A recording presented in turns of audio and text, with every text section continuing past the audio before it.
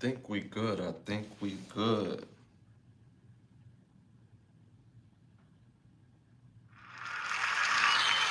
Yeah, yeah, yeah.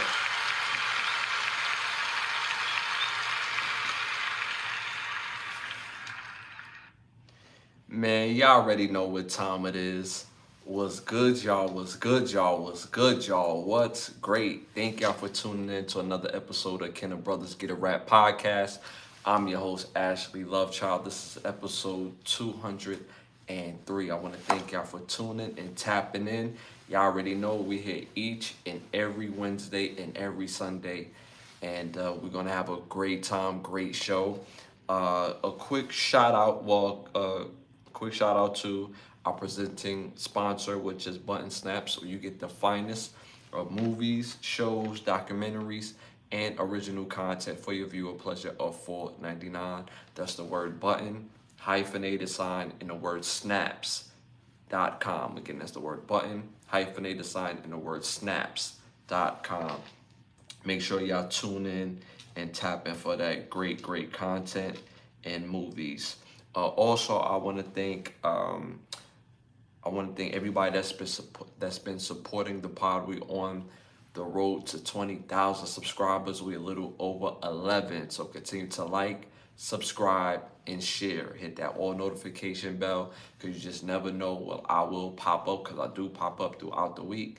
So stay engaged and also tap into the membership portion of the page. There's different memberships available. Take advantage, and you have all different types of access to those memberships. Um, also, what else we have going on? Also, again, I want to thank y'all that's been supporting the music. Y'all been hitting those music platforms and showing major love. So again, thank y'all for the major love. I've seen the uptick on Apple Music and Tidal. So again, thank y'all for so much support and love, and just showing up, man. Really. Shout out to the chat. We got the chat in the building. Yo, the chat is always in the building showing major love. And I'm gonna shout out the chat. Just give me a quick second. And also, yeah. So I just wanted to make sure everything was all suited. Quick shout out to the chat, man. Shout out to Culture in the building. Shout out to Shay in the building. Shout out to Ebony in the building. Shout out to Hazel in the building. You already know Hazel. Shout out to Winter in the building. Yo, we got badge holders and we got day ones in the building, y'all. Shout out to Tremont in the building. You already know Tremont. Shout out to King Prince, my guy. Appreciate you tapping in, King P. Shout out to Alex in the building. Appreciate you tapping in, man. Uh, all right, man. Alex, bro, this is not the pod for that, bro. This is not. We not here for that, bro. That's weird energy, brother. That's weird energy, brother. Show love. Show love. If you have the ability to stand up by showing love, then you're favored. But if you give out weird energy, crack weird jokes, and I love jokes. I'm from Brooklyn, so I love a good joke. But damn. But shout out to you. Appreciate you tapping in. Hit them likes. Hit the 100s. Again, it helps with the growth of the show. Who else are we missing? Who else? Uh, some other tap-ins. Okay, y'all. I ain't gonna hold y'all. I mean, it's been an amazing day for me. Amazing Wednesday. Had some ups, had some downs. But y'all, I'm ready to get the show cracking. So I hope y'all ready for a great show. Y'all already know first segment of the night. Y'all already know how we do this, man. Y'all already know how we do this. First segment of the night, popular opinions. Again, these are not my questions, y'all. These are the world's questions. So stick to the answers in the questions, y'all. This segment is brought to you by OUV Records. As you see it right there. The label motto is create, document, and inspire. So make sure y'all stay in tune by going on Instagram at OUV Records and stay in tune to the latest music and merchandise. First popular opinion question of the night. If Giannis Antetokounmpo becomes available mid-season, who should trade for him? Again, if Giannis Antetokounmpo becomes available mid-season, who should trade for him? Number one, the New York Knicks. Number two, Golden State Warriors. Number three, Toronto Raptors. Number four, the San Antonio Spurs. Again, let me know what y'all think in the shit of that. Again, hit them likes, hit the 100s. That helps with the growth of the show. Question again. NBA also, for people that love that NBA logo. If Giannis Antetokounmpo becomes available mid-season, who should trade for him? Number one, the New York Knicks. Number two, I'm sorry, it blanked my screen. Number two, Golden State Warriors. Number three, Toronto Raptors. Number four, San Antonio Spurs. Let me know what y'all think about that in the chat. Honestly, I don't see this happening at all. They signed both of his brothers recently on the team. And I think, me personally, that was completely strategic. But that's not the question, right? So if he was still to become available, obviously they would have to trade for his brothers as well. The team that I think that will make the most exceptions for him and this trade will probably be with the Toronto Raptors, because the Toronto Raptors have more young pieces that immediately that Milwaukee can build off. If you get a guy like Giannis, you're gonna have to trade guys like Barnes and maybe throw a couple of other young pieces in that are immediate game changers. So that's what I think will be his best landing strip, and that's the team that would benefit the most for trading for him. Golden State, I would love to see Giannis in the Golden State uniform playing with Steph Curry. I think Giannis, Steph Curry, Draymond, and that core around them, obviously Jimmy Butler will be a part of that. That's NBA type of championship type of thing, because everybody has different skill set that immediately could translate to a team. Nobody has to sacrifice anything, especially with a guy like Draymond. He doesn't shoot much, and you get a guy like Giannis on that team. You talk about running and gunning. Oh my God, that would be crazy. San Antonio, I kind of don't see that being a fit for him schematically, because you're gonna keep a guy like Wemby and their young pieces. So I don't see that. I don't see. Actually, Wemby does play outside, and Antetokounmpo does play in the post. So that definitely can work. So let me rephrase that. That probably be the best framework overall. But see, that GSW Steph Curry, man, like that hits different, bro. When Steph is in his bag, that hits different. So San Antonio will be my second best landing strip, but I'm still going to go with Toronto, mainly because of those young pieces. You want to be able to have some sort of foundation where you could compete. So I'm still going to say Toronto Raptors. The New York Knicks, I just don't see it. How do you keep Cat, keep Giannis, and keep and have Bronson? Everybody wants the ball. Cat wants the ball. Bronson has the ball, and Giannis gonna need that rock. So I don't see it. But again, I went with Toronto. The chat, y'all went with I went with Toronto. The chat went with Golden State. The rest of the world at 40% went with, and mind you, over 15,000 people voted on this, went with the New York Knicks. Again, I'm not mad at that.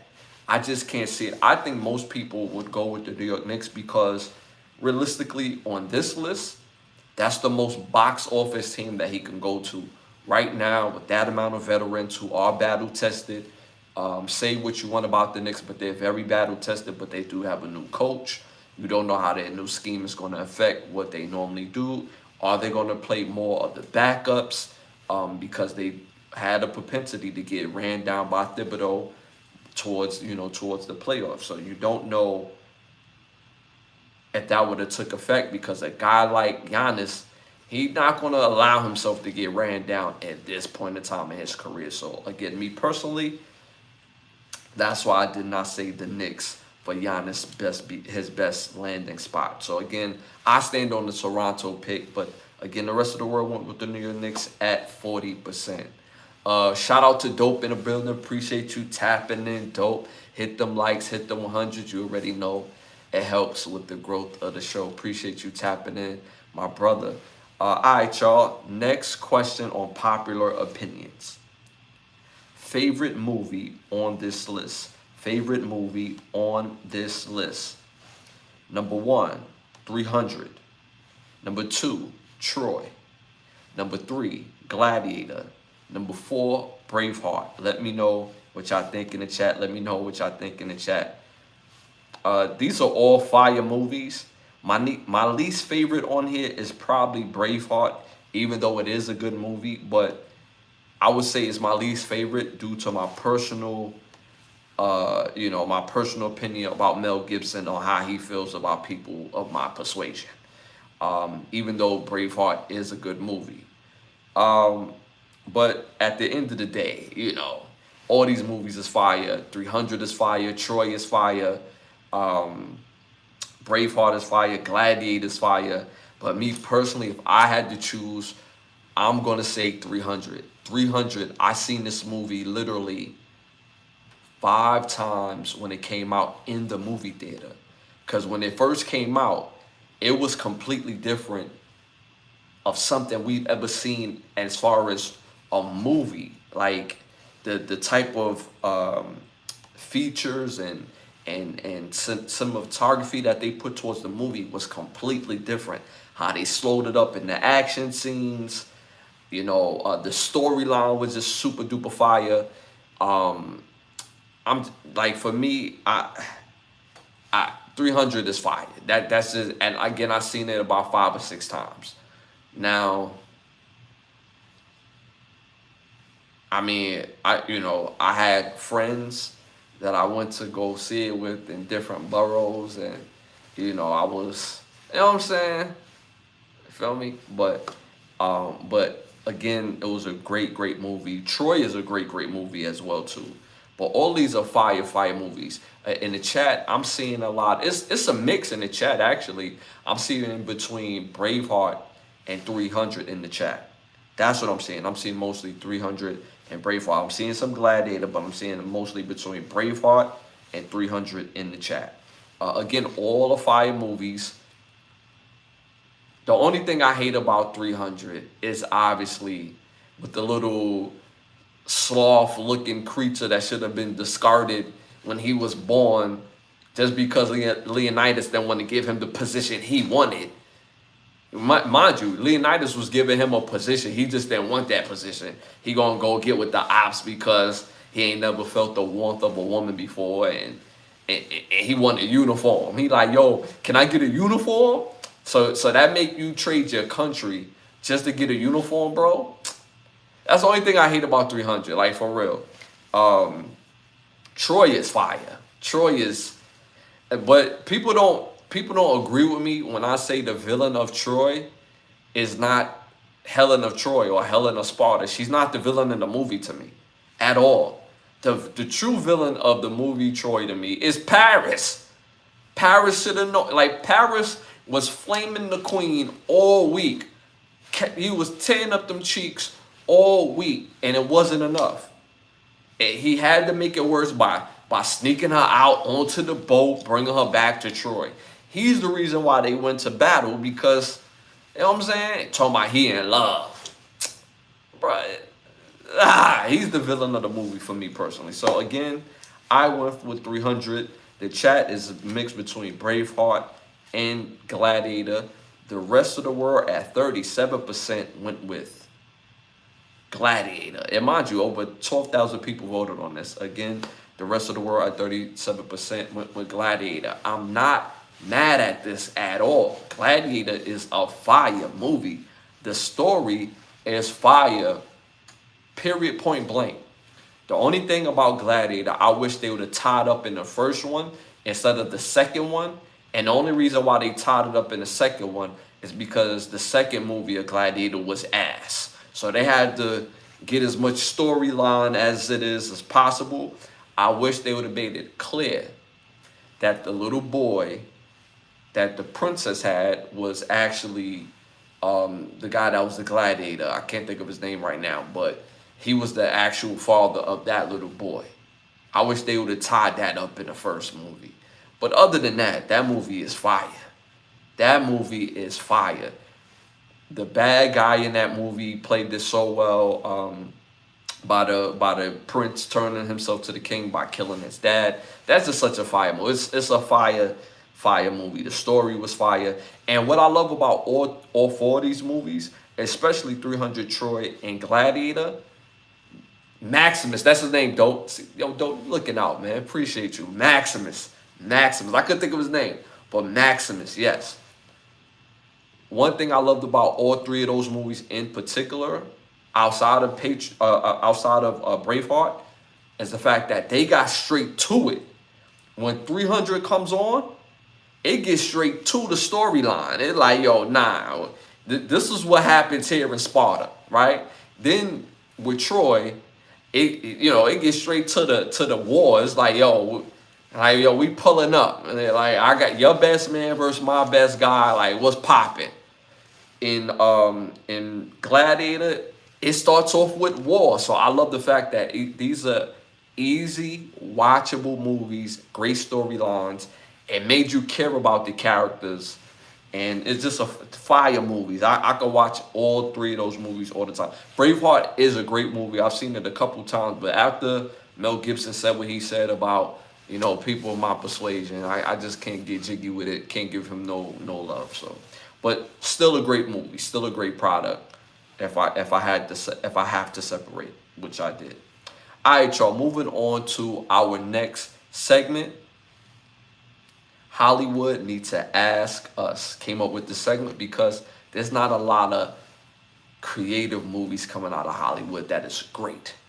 I feel like I got better ideas for a movie or a movie series. So my Hollywood Need to Ask Us in tonight's episode is, I've been playing a new game. I should say I've been playing the first game I've ever played on my cell phone. This is a cell phone game. I don't know the technical term. It's a game that you have on your phone, right?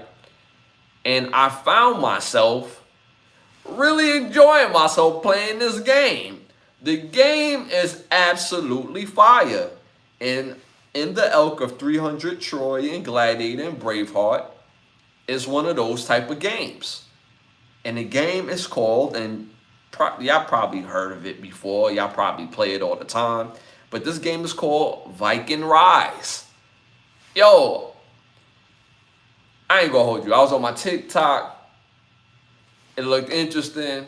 Downloaded it. First 10 minutes had me in the chokehold. I'm not even gonna lie to you. And 2 weeks later, I got me a kingdom built. I'm pulling up to foreign kingdoms, taking it over. My squad getting busy. I'm delivering,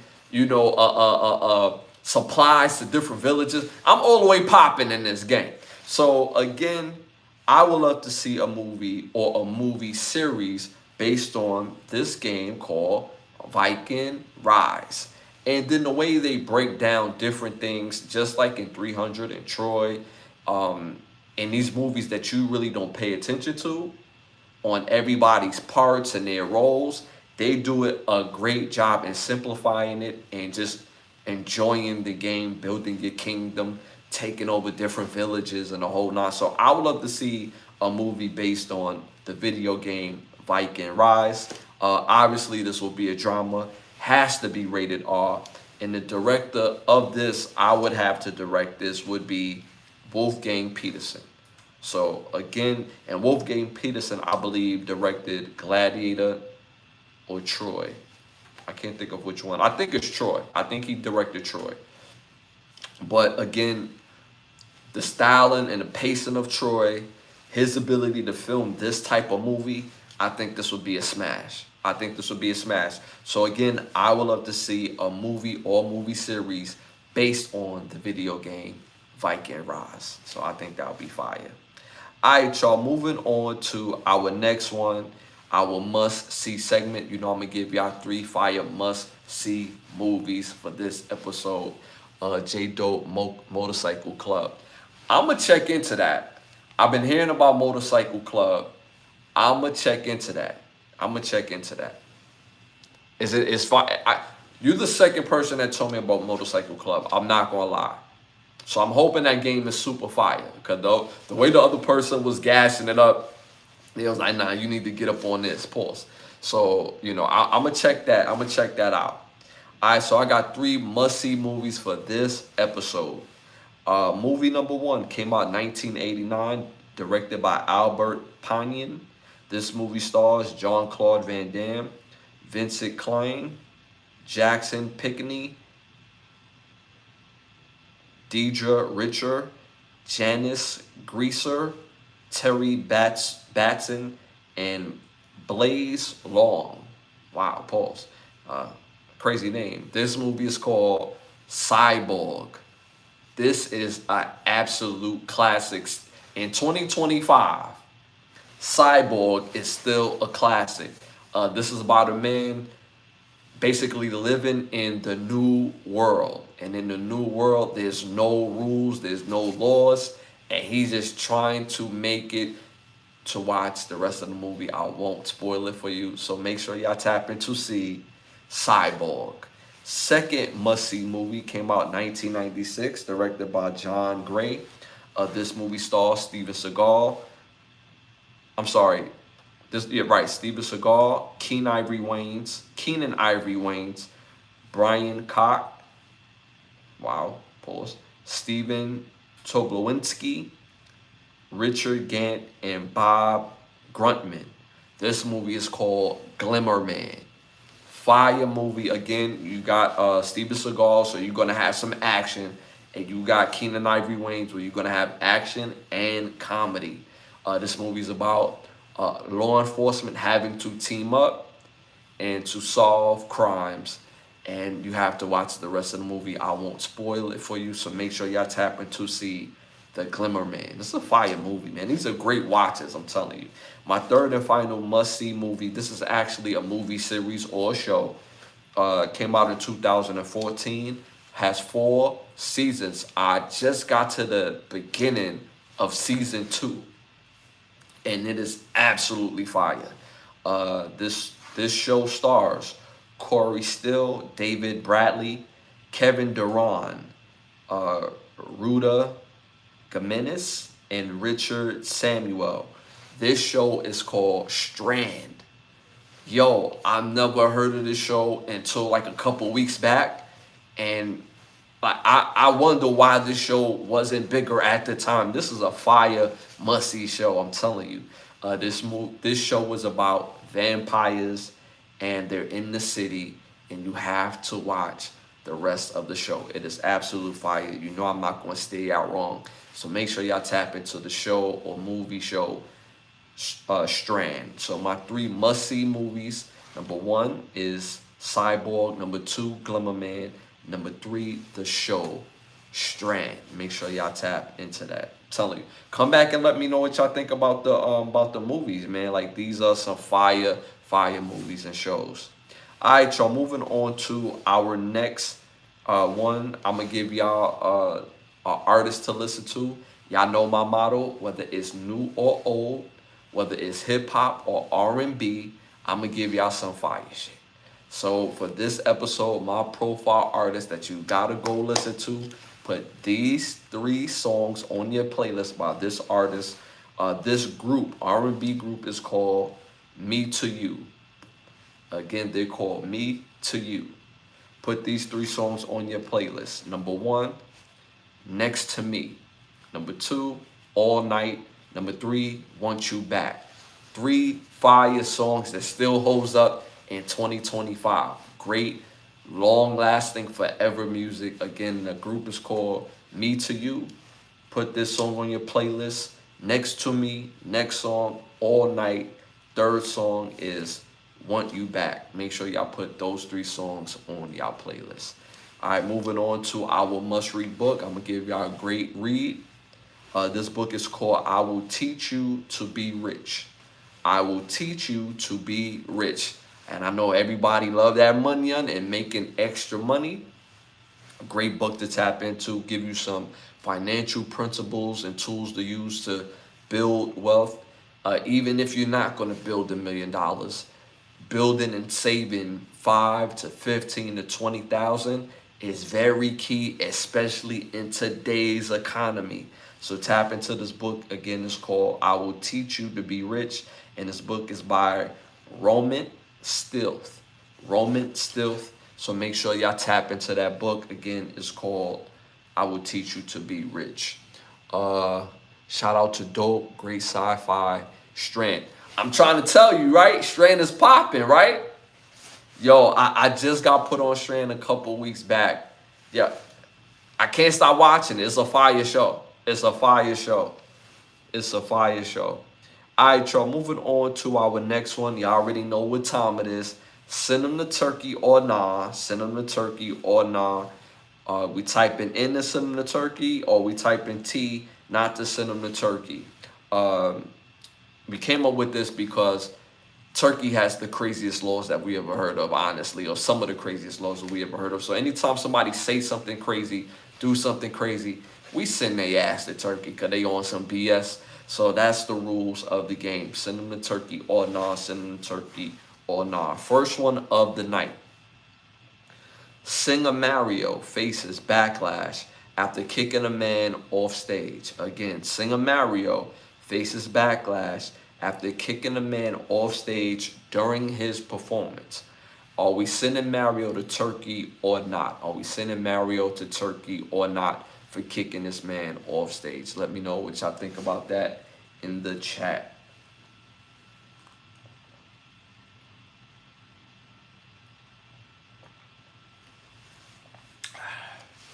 Needed that water. Needed that water. The chat is saying no, man. Y'all saying no. Me personally, I seen the actual clip. Shout out to Vic in the building. We got Vic in the building, one of our other day ones. Appreciate you tapping in, my brother. Again, hit them likes, hit them 100s. Helps with the growth of the show. I already know you're going to go crazy in the chat. But again, send them to Turkey or not. Singer Mario faces backlash after kicking man off stage during his performance. So in the chat, y'all saying no, y'all not going to send him to Turkey. Me personally, looking at this, like I looked at the video, I looked at the complete situation. I'm also looking at pieces of it right now. Like, people got to understand, when artists are performing, let them perform.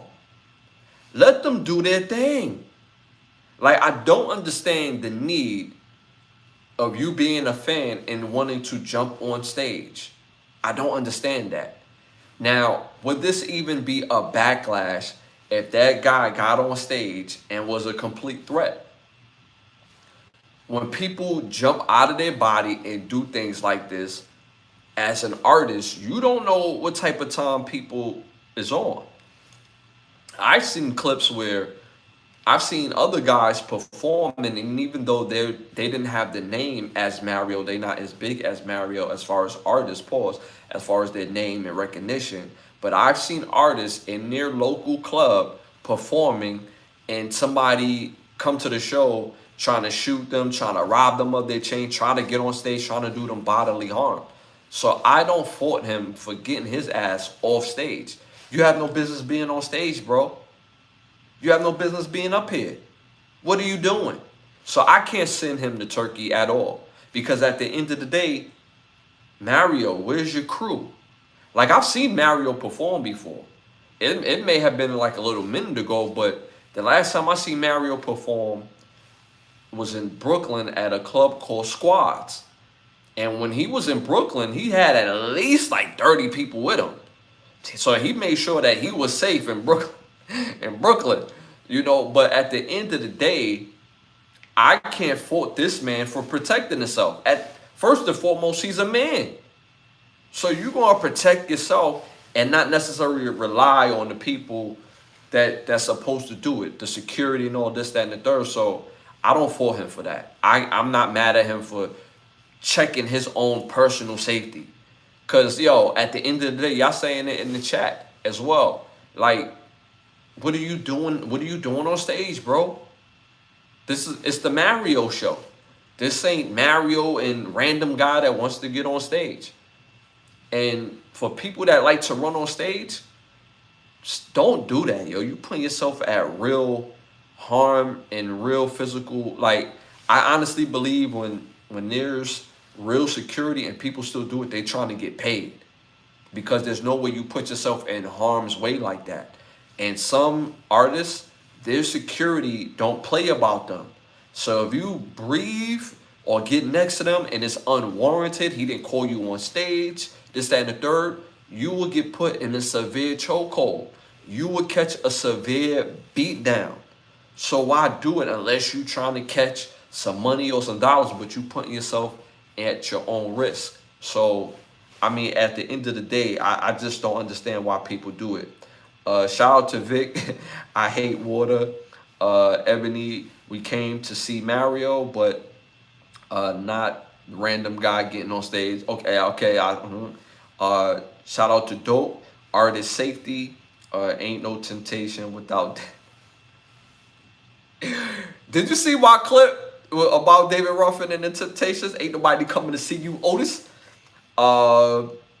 Exactly. Louis. Nah, for real. Like, at the end of the day, bro. And Vic, you so stupid. You hit the nail right on the head. Ain't nobody coming to see you, Otis. Ain't nobody coming to see you, bro. Get off the stage. What are you doing? I don't care if you're a photographer or a videographer. If that's what you do, then guess what? Before the show, before the performance, you do the proper protocol to have your credentials, so that way you have access of the stage and being able to take pictures and do the videography in a professional manner. You can't just go up there guerrilla style. Yeah, now I'm a photographer, I'm a videographer. I just want to, I want to give it the good look. Nah, bro. You didn't clear it with Mario. You didn't clear it with his team. You didn't clear it with the club for him to even know that you're going to be doing that. Because obviously, if you was a part of the crew or a part of what was going on, that wouldn't have happened to you. You're random. So you can't just be doing stuff just because you holding the camera, bro. You could still get beat with your camera in your hand. I don't even know why people be trying that. Like, it's just baffling to me. Why every time I'm on this show, I feel like I'm in New York. Come on, you know why. You know why. You know why. You feel me? You know why. You know? But at the end of the day, don't put yourself at harm's risk. People, go to the show, enjoy the show. If you want to do all the professional stuff, videography, take pictures, again, you do the proper protocol. You contact management team. You contact promotion team. You contact traveling tour team. The venue in itself. You do the proper protocols to do the professional work. Simple and plain. All right, y'all, moving on to our next one. Send them to Turkey or nah. Send them to Turkey or nah. NBA All-Star Russell Westbrook signs with the Sacramento Kings for a 1-year deal. Let me know what y'all think about that in the chat. Send them to Turkey or not. Are we sending the Sacramento Kings to Turkey for signing Russell Westbrook or not? Let me know what y'all think about that in the chat. Me personally, as a basketball fan, I love playing basketball myself. I played quite a lot of basketball in my upbringing. I'm not mad at this move. Russell Westbrook is still a great player. Is he still prime Russ? No, he's not prime age. He's not, 32, 34. He's an older man. But just because he's a little bit past his prime, in my opinion, he could still give you great production. He could still give you great leadership. He's going to give you experience on top of that. So for a team like the Sacramento Kings, who do have solid players, they have Zach LaVine, if I'm not mistaken. They still have Sabonis. They still have, oh my God, y'all know how I get tongue-tied when I'm live, but they still have DeMar DeRozan. So if you add Russell Westbrook to that team, they can come out on the solid side of the game. If they focus on winning 6 games every 10 games, they could find themselves in the playoff hunt. That team is a very veteran-laced team. At this stage of the game, everybody know where they're at as far as their actual game and what they could do as far as the NBA standpoint. So Russell Westbrook will be the facilitator. DeMar gets buckets. LaVine gets buckets. LaVine get first pill. DeMar gets second pill. And then you go inside to the big man in Sabonis. Or you could go LaVine first, Sabonis second, and DeMar third. That's still a nice 4 trio. If they could stay healthy and get out the blocks early, I don't know, man. I think Sacramento could do a little something. Now, am I saying that they're going to make a deep playoff run? No. But they could still make things interesting. And because of their experience, they could have a solid team, depending on how good their young guys are. Shout out to Critical Rick in the building. Appreciate you, as always. One of our other badge holders. And day one, make sure you hit them likes, hit the 100s. It helps with the growth of the show.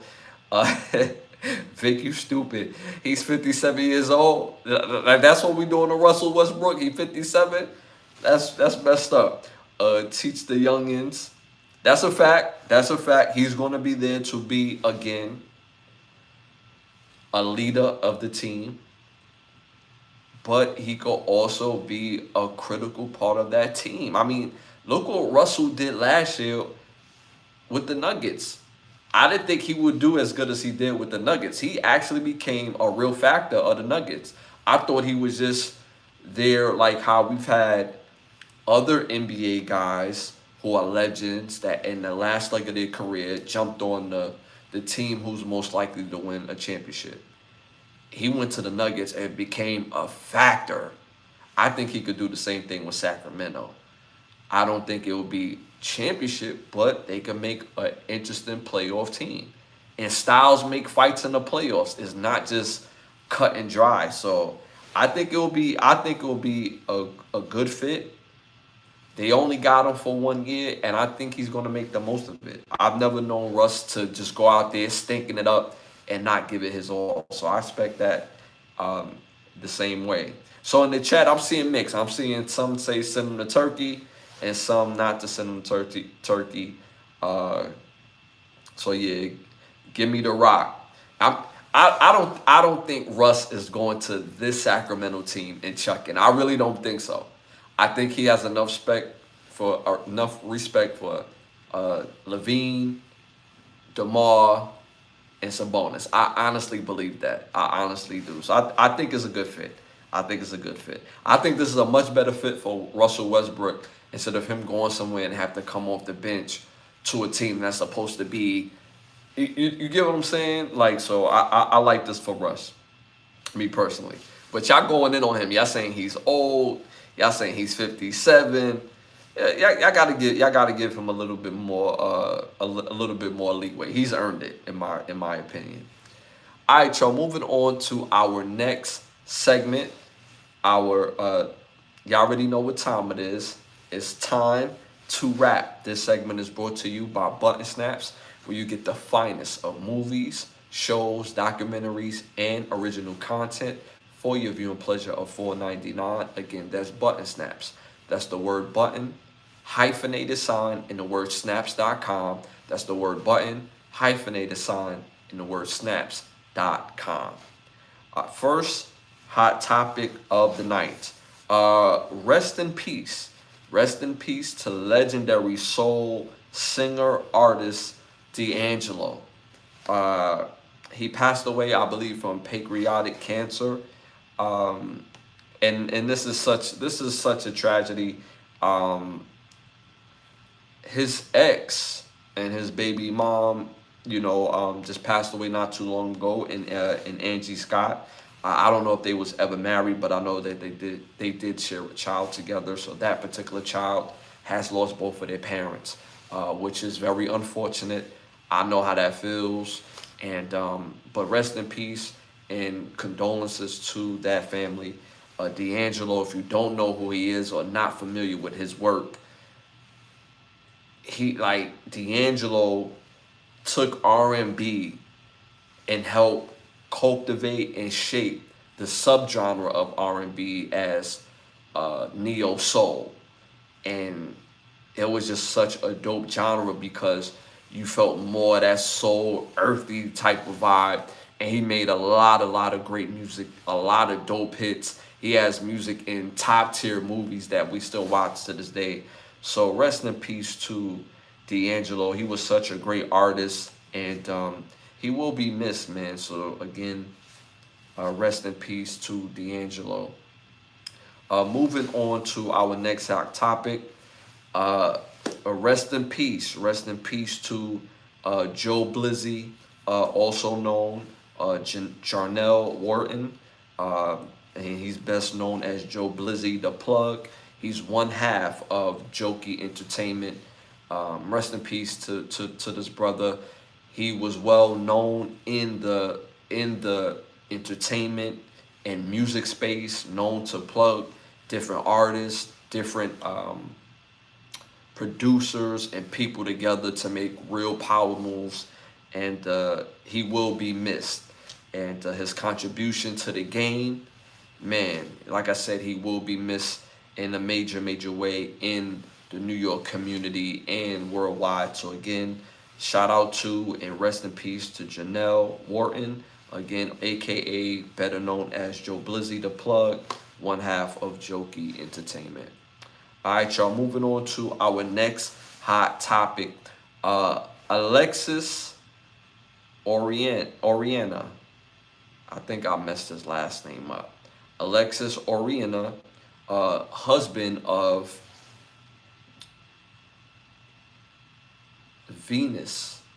husband of Serena Williams, confronts Stephen A. Smith on marriage advice on Stephen A. Smith's show, which is known as First Take.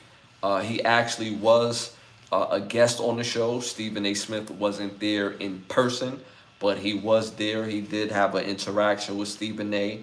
And he was basically confronting him based on his comments, or the comments that Stephen A. Smith made about Serena or towards Serena based on halftime performance by Kendrick Lamar.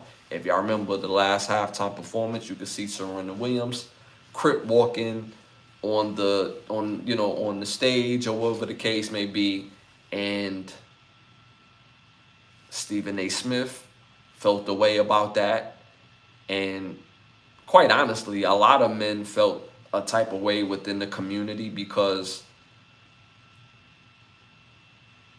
one, I think the component where people are missing, where they had their interaction with each other, is that Drake and Serena Williams had a very public relationship, right? So like, imagine somebody you used to rock with and you're at odds with someone else, and then they show up in support of them,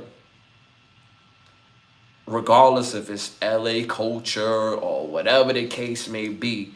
By you being there, you showing that you support this artist who I'm at odds at, and you used to submit to me. So how do that work? So any man that's worth his salt will have a problem with his wife showing or putting herself in a position where she's being viewed by her ex. Why is it important for you to do this so you're being seen by your ex? that has layers to it. Stephen A kind of, he kind of backpedaled, to be honest with you. He didn't necessarily have smoke or have like a strong stance when Alexis or Alex stepped to him as far as verbally, and it wasn't like Alexis came out strong and was like, yeah, so what's popping? It was more so like, hey, Stephen A, I heard you had some marriage advice for me. Like, let me know. And Stephen A kind of backpedaled, was like, yeah, I'm not married. That's not my field. I don't give the marriage advice. So a lot of people see that as him checking him. And at the end of the day, the man was on there promoting a product, and he's using First Take to do it. It's a big platform. Okay. At this point in time, I get it was playful, and I'm pretty sure they probably had a conversation on the back end. But if you play with me in public, I'm going to show you in public. If you play with me in public, I'm going to show you in public, especially when someone is not low-hanging fruit. And what I mean by that is this: somebody that's not an easy target. You ever have somebody speak on you, speak about you, and you like, you're talking? Bro, if I respond to you, I'm going to be the one that's looked at like I'm bugging because I lowered my standard by even talking to you. This is not that situation. So because this is not that situation, stand on what you say, Stephen A. Smith. You said what you said. And other men did not disagree with you. In our culture, as men, any man would have an issue with his woman or wife putting herself in the eye of her ex for no reason, especially when the wife is as great, a phenomenon, as special as Serena Williams in her field. Serena Williams is one of the best athletes ever, both man and woman. She's one of the best women athletes ever. So at the end of the day, she's probably top 2. I don't even think you can really for real speak on another female athlete in her class for real. It's maybe like 3 you can even mention in the same breath with Serena Williams when you talk about women. But Serena Williams is easily top 100 athlete of all time, easily. So for her to be that legendary, for her to be that important, why put yourself in a situation where, again, there's something going on between your ex and this gentleman over here? Regardless if it's music, why put yourself in that? Why put yourself in a situation where your ex can have access to you to reach out to say, hey, I see what you're doing. I wasn't cool with that. And for that to be an interaction. What are you doing? Why do you show, why is it important for you to show that you care about this exchange in particular? I get it. Me personally, I get it as an artist. But as a husband, if that's my wife, I would have took issue to that too. You're not doing that. What? Nah. So at the end of the day, stand on what you say, Stephen A. It's your show. It's your field. And it'll be kind of different if he was somewhere and you pulled up to his event and he pulled you to the side, but he pulled up to your business. He pulled up to where basically you could control the narrative and where you could control the outcome. So why not give him the energy that he was looking for, even if it's not energy where it has to be like, it could be like, yo, this is how I felt about it. I'm not married, but as a man, if I was, that wouldn't rock in my household. But you do what you do. What's the worst he could say to you? Yeah, but you're not married. Yeah, but the type of marriage you have, I wouldn't have. So again, that could have went away. Excuse me, that could have went away where you could have stood on business. And also, the culture feels like you don't stand on business when it comes to others, but you quick to stand on business when it comes to the culture. So instead of him asking you, who he is a Caucasian man. It could have easily been Jay-Z, and you could have said something back and forth to Jay-Z. I'm just saying. So at the end of the day, stand on what you say, Stephen A. Stand on what you say. Shout out to the chat. Y'all going in on the chat, in the chat. I think Critical Rick is stupid. I think the Globetrotters can ball better than ballers can. Globetrotters. RIP. RIP. RIP. Yes. Who would be better fit for the other jobs? Harlem Globetrotters playing the NBA or the NBA on the Globetrotters routine. To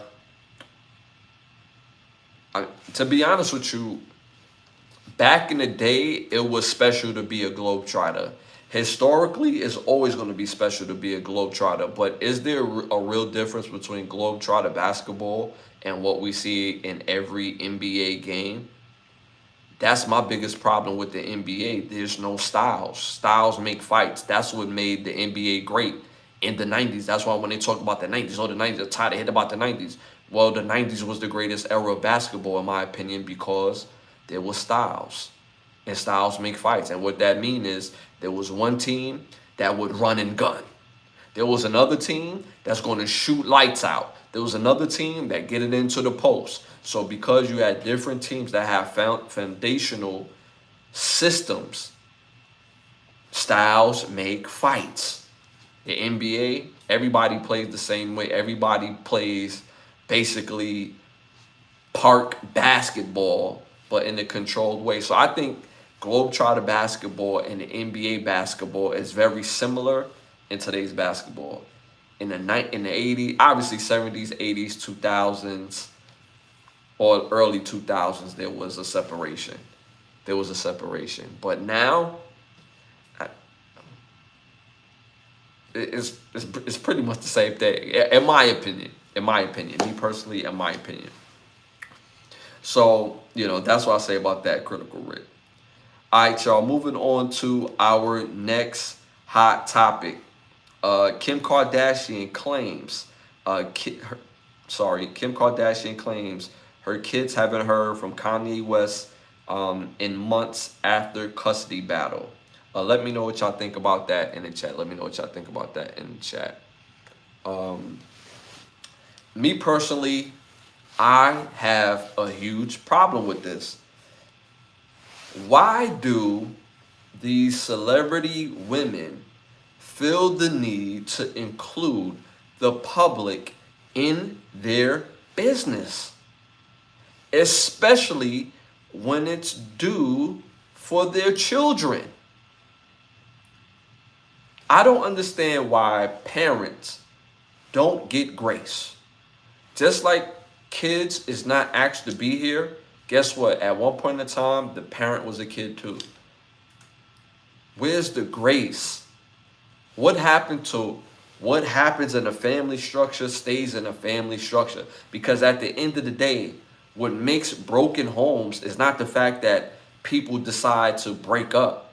What makes broken homes is lack of communication, not being on the same page for the children.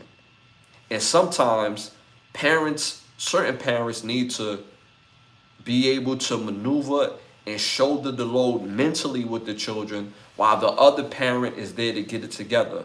Why does that matter? Because now there's not a sense of competition between mom and dad. When there's a sense of competition between mom and dad, the children feel like they have to choose. The children will start counting up favors, or I wouldn't say favors, but the children will start counting things that each other, as the parent, as they did it. Like me growing up, I had both of my parents, but they got divorced by the time I was at a certain age. So what do that mean? So throughout the rest of my upbringing, both me and my brother, when we got stuff, we didn't say my mom bought this or my dad bought this. We didn't say that. We got it. We didn't say or start counting up, well, my mom picked me up and my dad didn't. So when you start counting up on who did this and who did that, yeah, I bought this air conditioner, or I bought this fruit, or I bought this cereal. I bought them glasses, or I bought them some books. I bought them some sneakers. You're supposed to. And when you do that, now the kids is starting to feel like, yo, mom loves me more than dad. Instead of shouldering the load and making the other parent look just as good as you look. Because when you do that, the kids look at it differently. They feel, even though that mom and dad is not necessarily together in the same bed, in the same household, we still have a family structure. It's very important when parents are no longer together that they still speak from the same voice. When you don't speak from the same voice, then there's broken homes. When mom leaves completely, it's a broken home. When dad leaves completely, there's a broken home. But when there's still constant communication, when you still moving together as a unit, that's not a broken home. So why put this out, Kim Kardashian? We don't need to know this shit. You're married, or I'm sorry, you're divorced to one of the most famous guys in the world. How does this help him and his relationship with his children? Even if it's true, even as an adult, what if he need a minute? Yes, he could easily vocalize, yo, I need a minute. Yes, he can. But you don't make it worse by voicing it out to the world, knowing she has children that could get to social media. Her children are at the age where they get to social media. So now they see that, and now they start counting what mom does and what dad does. And now when you vocalize that to the public, you already been doing that in your real life. I'm here with these kids all the time. He's not. But then there's stories that he wants the kids, and you won't allow him to have the kids in the way you want him to have them. You want him to have them the way you want him to have them. So again, instead of having people pick sides, keep y'all shit in-house. Keep it from being a broken home where y'all could be on the same page.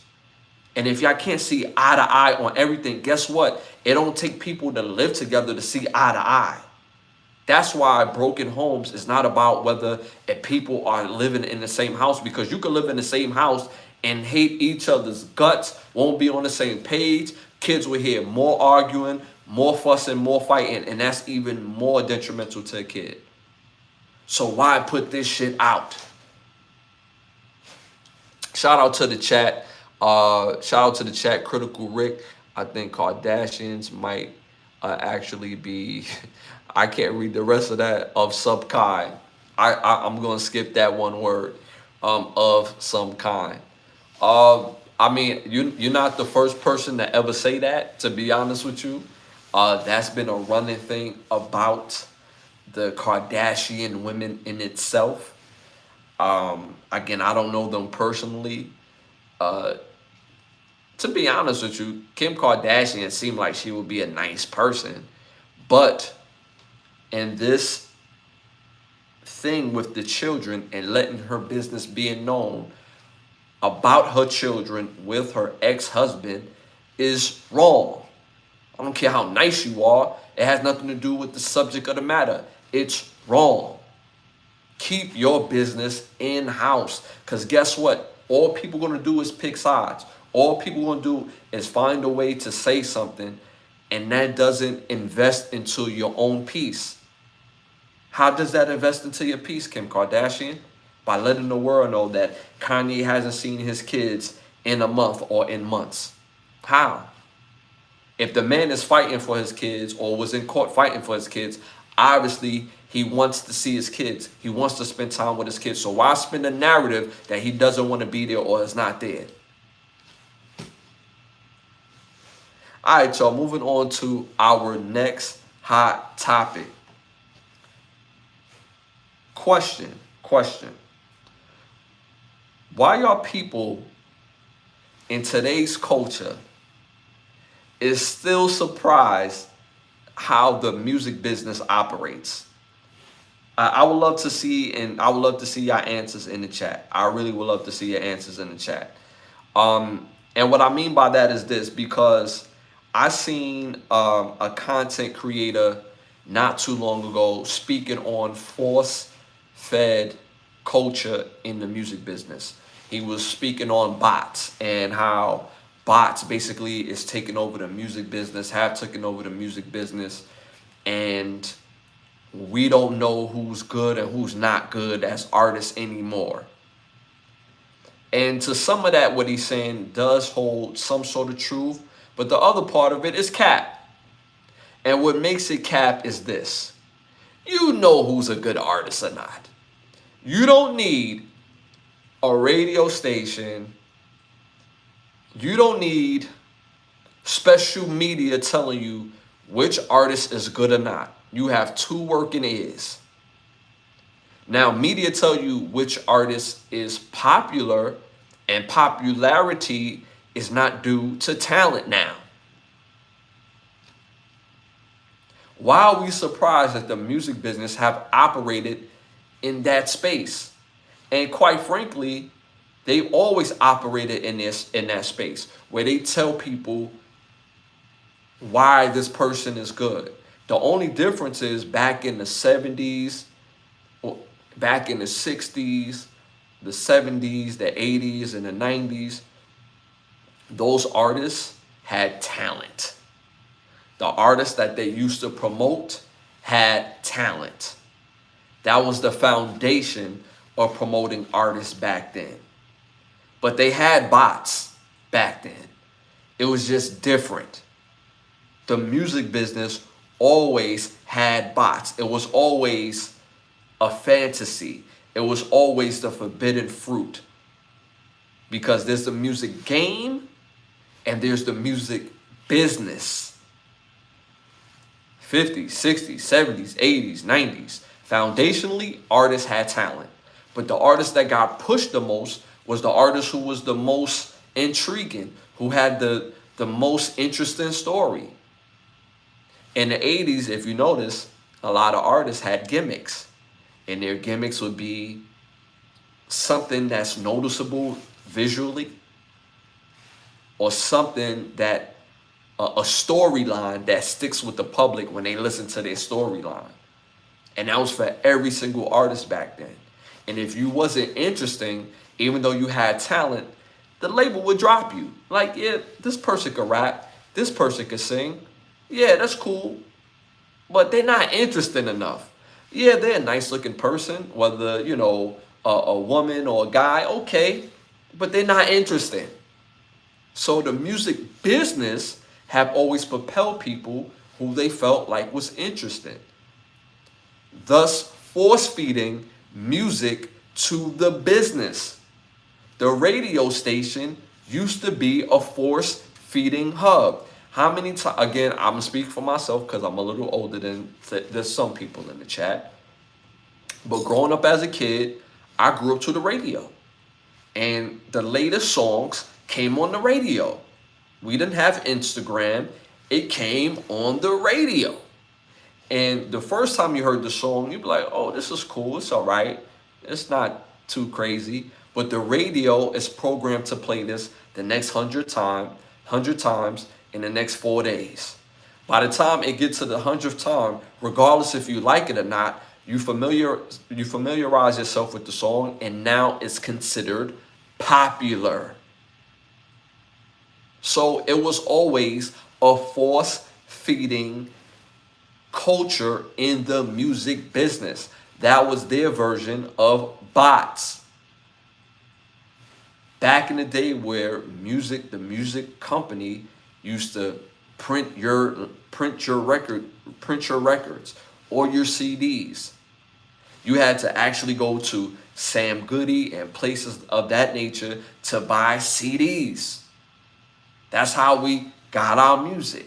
To buy tapes, to buy record players and records. You had to go to the store and purchase it.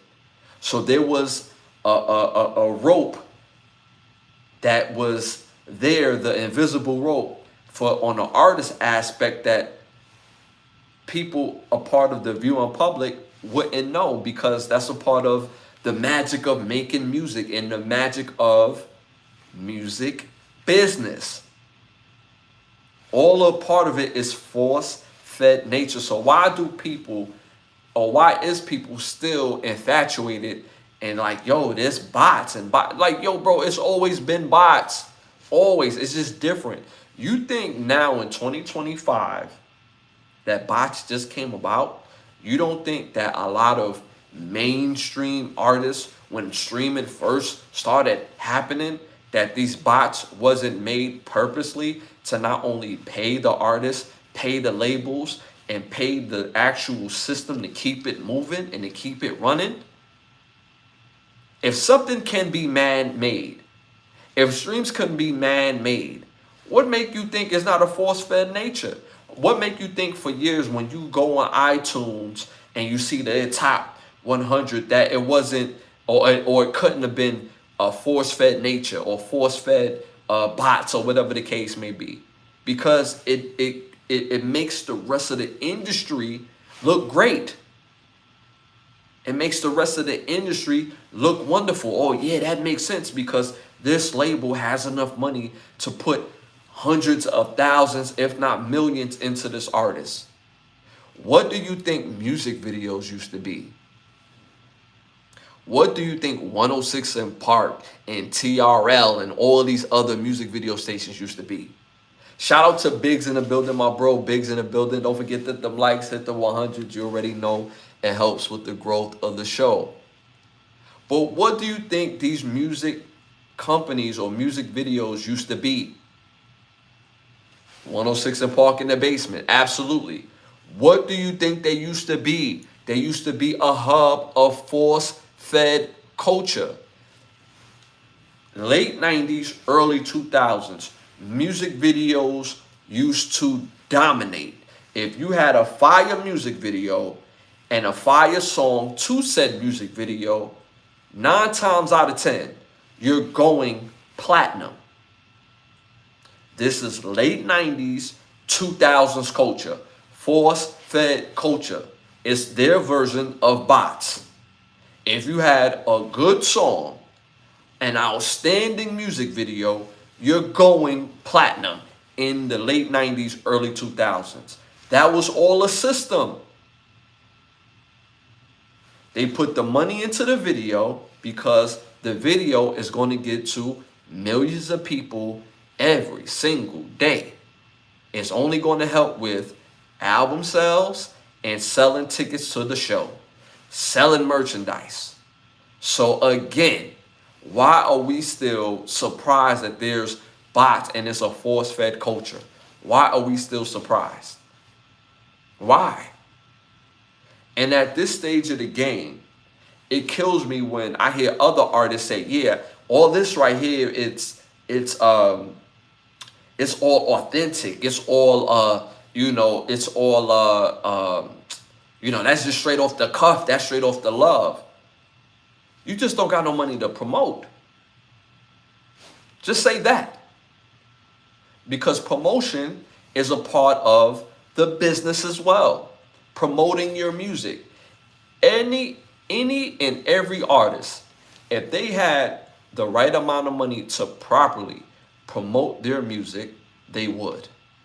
So when an artist say, yeah, this right here is just all for the that could be true, but you just don't have the money to promote. Now, there's a difference between promoting and botting. Two different things. But why are we still surprised at the botting culture of the music business? It always facilitated the music business. It's just before you didn't catch the finesse. That's all it is. And now that the culture of music have made it available for all types of artists to do it, you think it just started today, yesterday, or a couple years ago? It always been around. It was just in different ilks and different ways of doing it. That velvet rope of selling CDs, cassette tapes, or records. Just different. And I explained everything, how botting connects to music videos and so on and so forth. Shout out to Vic. I saw it. I was listening to the oldies because all I wanted to be was an American me. I was being influenced by my own way. I was being influenced my own way. Yes. But music has a big influence. Yes. Yes. Not saying music don't have a big influence. Music will forever have a huge impact and a huge influence. But why are we surprised at, we make this thing about, oh, about bots, when there's always been different ways of botting, different ways of the finesse. It's always been a part of the culture. And for some artists, it's cool, but for other artists, it's not. For some industries, this record company can make billions off of it, but other companies, they get outed because they used it to promote one artist against the next. But you mean to tell me, so if they did that for one artist against the next, they didn't do it for that same artist? Interesting. It's the music business. And then anytime, anything in the music business, all things in the music business is man-made. Stats is man-made. Botting is man-made. Record sales, and some people say, well, it's kind of different because people had to like the song to go get the records. Not necessarily. It just had to be popular. Just like how I explained it, again, when you listen to the radio, that's a form of botting. The reason because they force feed in a song that you didn't necessarily think of and didn't want to hear. And the song can end up being really good. It could be a really good song based on that person's talent. Yes. But when you force feed something on somebody that didn't ask for something, it's a form of botting. It's just done in a different way. In the next 20 years, when streams will be a thing of the past, and it will be the next thing, and that would be man-made, and that would facilitate the upgrowth of the music business. And what are we going to say then? So I'm just like, it boggles my mind that we're so surprised at the music business and the culture of botting. And the crazy thing is, to a bigger degree, other things can be off the cuff. Other things can be off the arm. Yes, and I'm not saying everything that's successful has botting or whatever the case may be in the music. I'm not saying that. But it's a component in the music business that factors into people getting money. Labels and artists. So when somebody says this is I can't think of the exact word, but when somebody say, yeah, this is basically off the cuff, this is just straight off the love, for some people it is. For some people it is. For some other people, they get a jump start. And for most artists who are big name, it's a combination of both to make it feel bigger and be bigger. Because if they don't have that, they don't have the hierarchy when it comes to artists. Same thing when it comes to Instagram. If you're blue check, yo, you looked at in this elk. If you're not, you looked at as in the regular elk. And nobody ever wants to be regular. It's all a part of the industry, yo. All a part of it. Magazines used to be a part of the industry. A form of botting. Ain't nobody asked for this bum ass artist. This person can't rap. This person can't sing. But y'all force feeding his storyline. Why? He has no talent. And I'm not saying this is all of them. I'm saying this is these are artists that we've seen on magazines, and you go listen to the music and they're ass. We've heard and seen artists who are force fed and they're ass. So you don't need the system to tell you who is good. We live in a social media era, and you could easily go to somebody's platform and be like, yo, that music is fire. Go to their music. Play. Oh, they got their own website where I could go and listen to the music. I bet. I'm down. Bet. So you don't need the system to tell you who's good or not, regardless if there's botting or not, because there's always been forms of it in the music business. Simple and plain. Success isn't measured in mass appeal. XXL, The Source, Vibe. Shout out to Patrick Torres in the building. My guy, what up, my dude? Appreciate you tapping in. One of our other badge holders, one of our other day ones. You already know, hit them likes, hit the 100s. It helps with the growth of the show. Kids don't even know. Shout out to my bro Biggs. He said he agree. Shout out to Ebony, because most people still under the illusion that the music business is solely based on talent. I've been saying that for years, and that hasn't been more prevalent until we got to probably the 2010s. Probably the 2010s. And the reason why I say that, you have people out here with a whole bunch of talent. But let's be real. It's not just talent.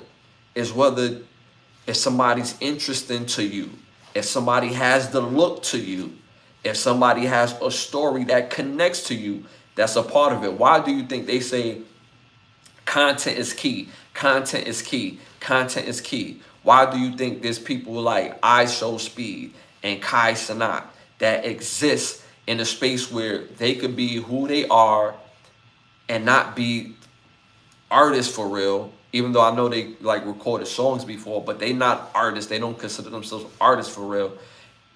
But you have artists on their platform promoting, because content is key. Content is key. And the music business haven't been based on talent in a long time. In a long time. If you are next level, Michael Jackson, Whitney Houston, of course. Of course. But then you have other people who are talented, right? But they're not like, they're talented. But they're not Michael Jackson or Whitney, but they're talented. And they have great music. And their music is not on display because the label don't see their story or connect with their interesting thought. How many artists who ended up being legends say, yo, I was turned down by all the labels. I had to start my own label. How many artists have you heard, I got turned down by 6 labels. I got turned down by 10 labels. But that one said yes. One of the greatest groups ever in the history of music, New Edition, only one label wanted them. And for real, they didn't want them. They wanted Ralph Tresvant. But Ralph Tresvant said, yo, you can't get me without my crew. I'll do this, but I need my crew. And they ended up being one of the best groups ever. Ever. You can't write the history of music without New Edition. When I was a kid, New Edition was so popping. When I was a kid, I didn't even know New Edition was New Edition. I just knew Bobby Brown. I just knew Bill Biv DeVoe. I just knew Ralph Tresvant. I just knew Johnny Gill. I said Bobby Brown. I just knew Bobby Brown. I just knew them as solo artists until one day, watching TV, it said New Edition. And I seen Cool It Now. I said, yo, that's Ronnie, Bobby, Ricky, and Mike. And I'm like, yo, there was a group. And my brother was like, yo, yeah, like, yo, let me put you on to New Edition. You play Telephone Man, Can You Stand the Rain? He started playing all their classic Jones. And I'm like, yo, and then you see them get back together. They one of the best groups ever in the history of music. You can't talk about music history without New Edition. And nobody wanted them. So again, the music business haven't been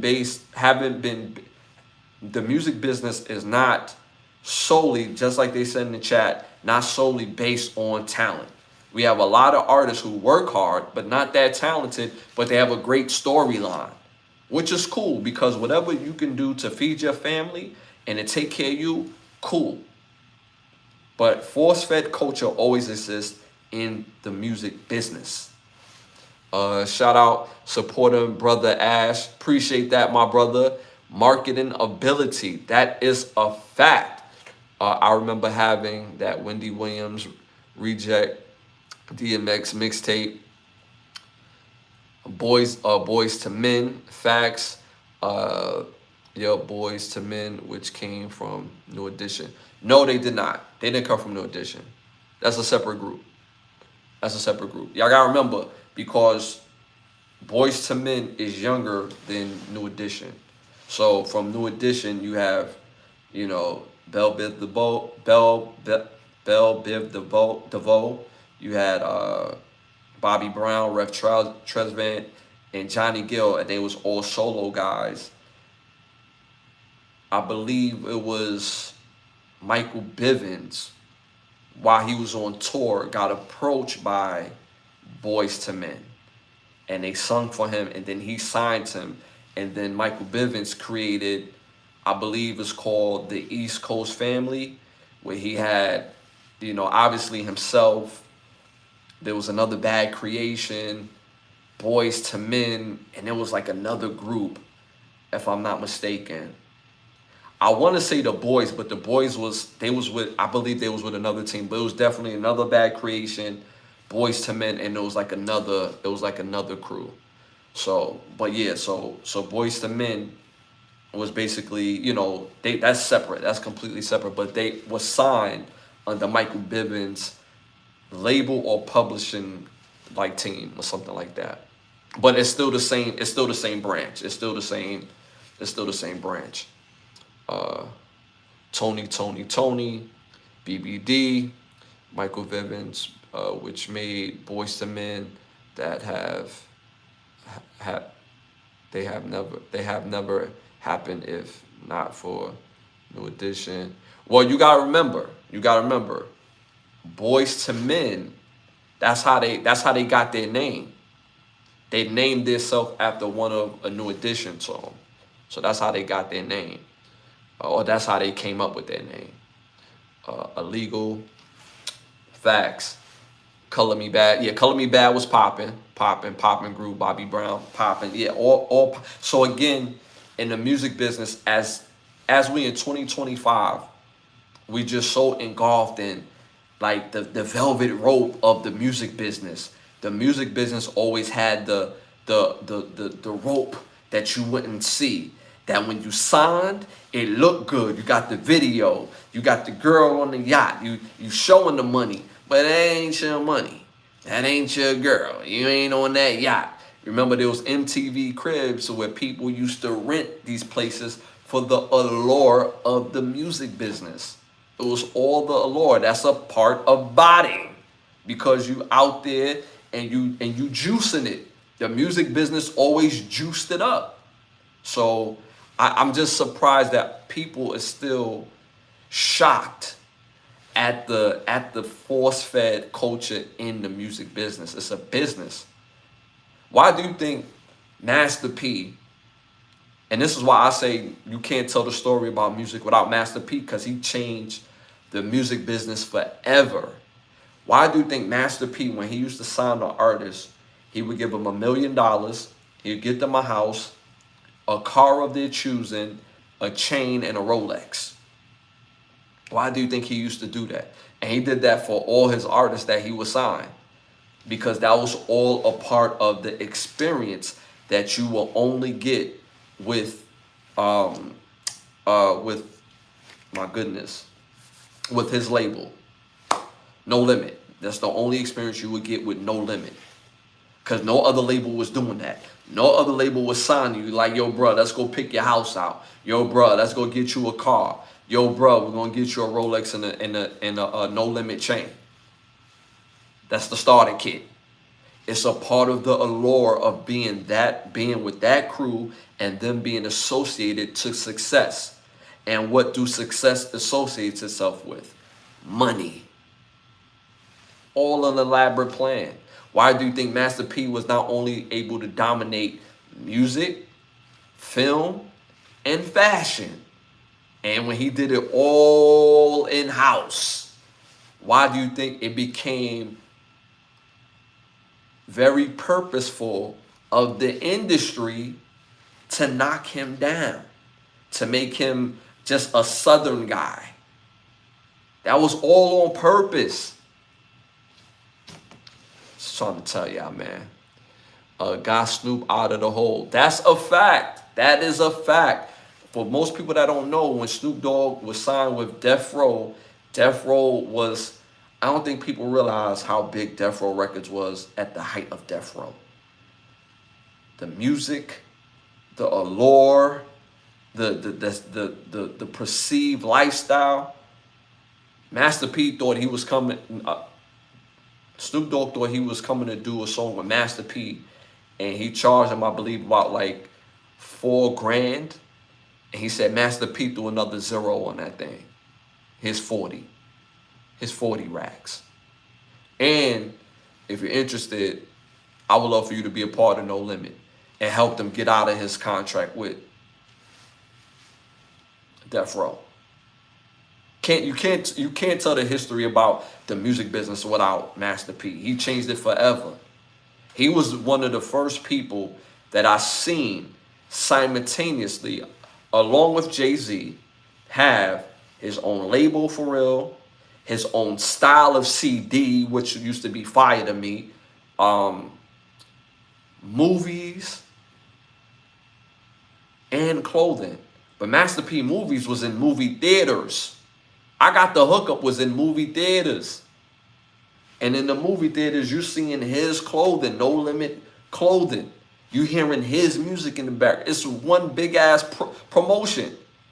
One big ass promotional tool. It's a long ass music video. And he could promote all his artists, give it all his artists a role in a movie. Super marketing. So it's always been like this. It's just a different way in 2025. Shout out to Vic, he did save his life. That's a fact. Gave him some new energy, some new vibes. Master P started his wealth with money. If you remember, apologies if I'm wrong. That's not what I'm familiar with. I'm familiar that Master P really got his money based on the fact that his grandfather had passed away. And his grandfather had left him an inheritance, I believe, of like $10,000. And from that $10,000, Master P bought a record shop. Just like how we talked about people going to the store and buying records, like, you know, Sam Goody and, you know, all the places that used to sell records. He actually bought a record store, I believe, in Richmond, California, if I'm not mistaken. Built the studio there, pressed his own records, and has own records in his own record store. And then went into the streets and sold it. Like dude was just super duper smart. So I don't believe it was drug related as far as building his wealth with music. So I'm not familiar with that particular part. Shout out to Dope as always. Research and Development, PPP, in Oakland. Yes, right in Oakland. Yep, right in Richmond. He got an NBA contract too. Yeah, when he got the NBA contract, he was already Master P. He wasn't Master P when he got the NBA contract. He wasn't Master P yet. He was Master P. So can you imagine you being an accomplished rapper, being an accomplished businessman, an actor, a clothing designer, and now you fulfilling and chasing your dream and made the practice team. Because he was on the practice team. I don't think he made the final cut, but, you know, he made I think he had like a 10-day contract, if I'm not mistaken. But if he did make the team and just turned it down, then still kudos to him, man. Kudos to him. He was leadership, man. A lot of people don't know that Master P played ball. Yeah, he definitely played for the Toronto Raptors. Y'all could actually look that up. He was on the Toronto Raptors on their practice team. I think he played in a couple of preseason games, if I'm not mistaken. So Yeah, people don't realize Master P is like 6'5", 6'6". He's a tall dude. He's a tall dude. All right, y'all. Moving on to our next hot topic. Uh, Double standards for Dylan Gabriel or nah. Let me know what y'all think in the chat. The Charlotte Hornets. Yeah, the Charlotte Hornets. What I say? No, he played for Toronto. You sure Charlotte? It could be Charlotte. I could have sworn I see Master P in Toronto. Hold on, y'all gonna make me look this up.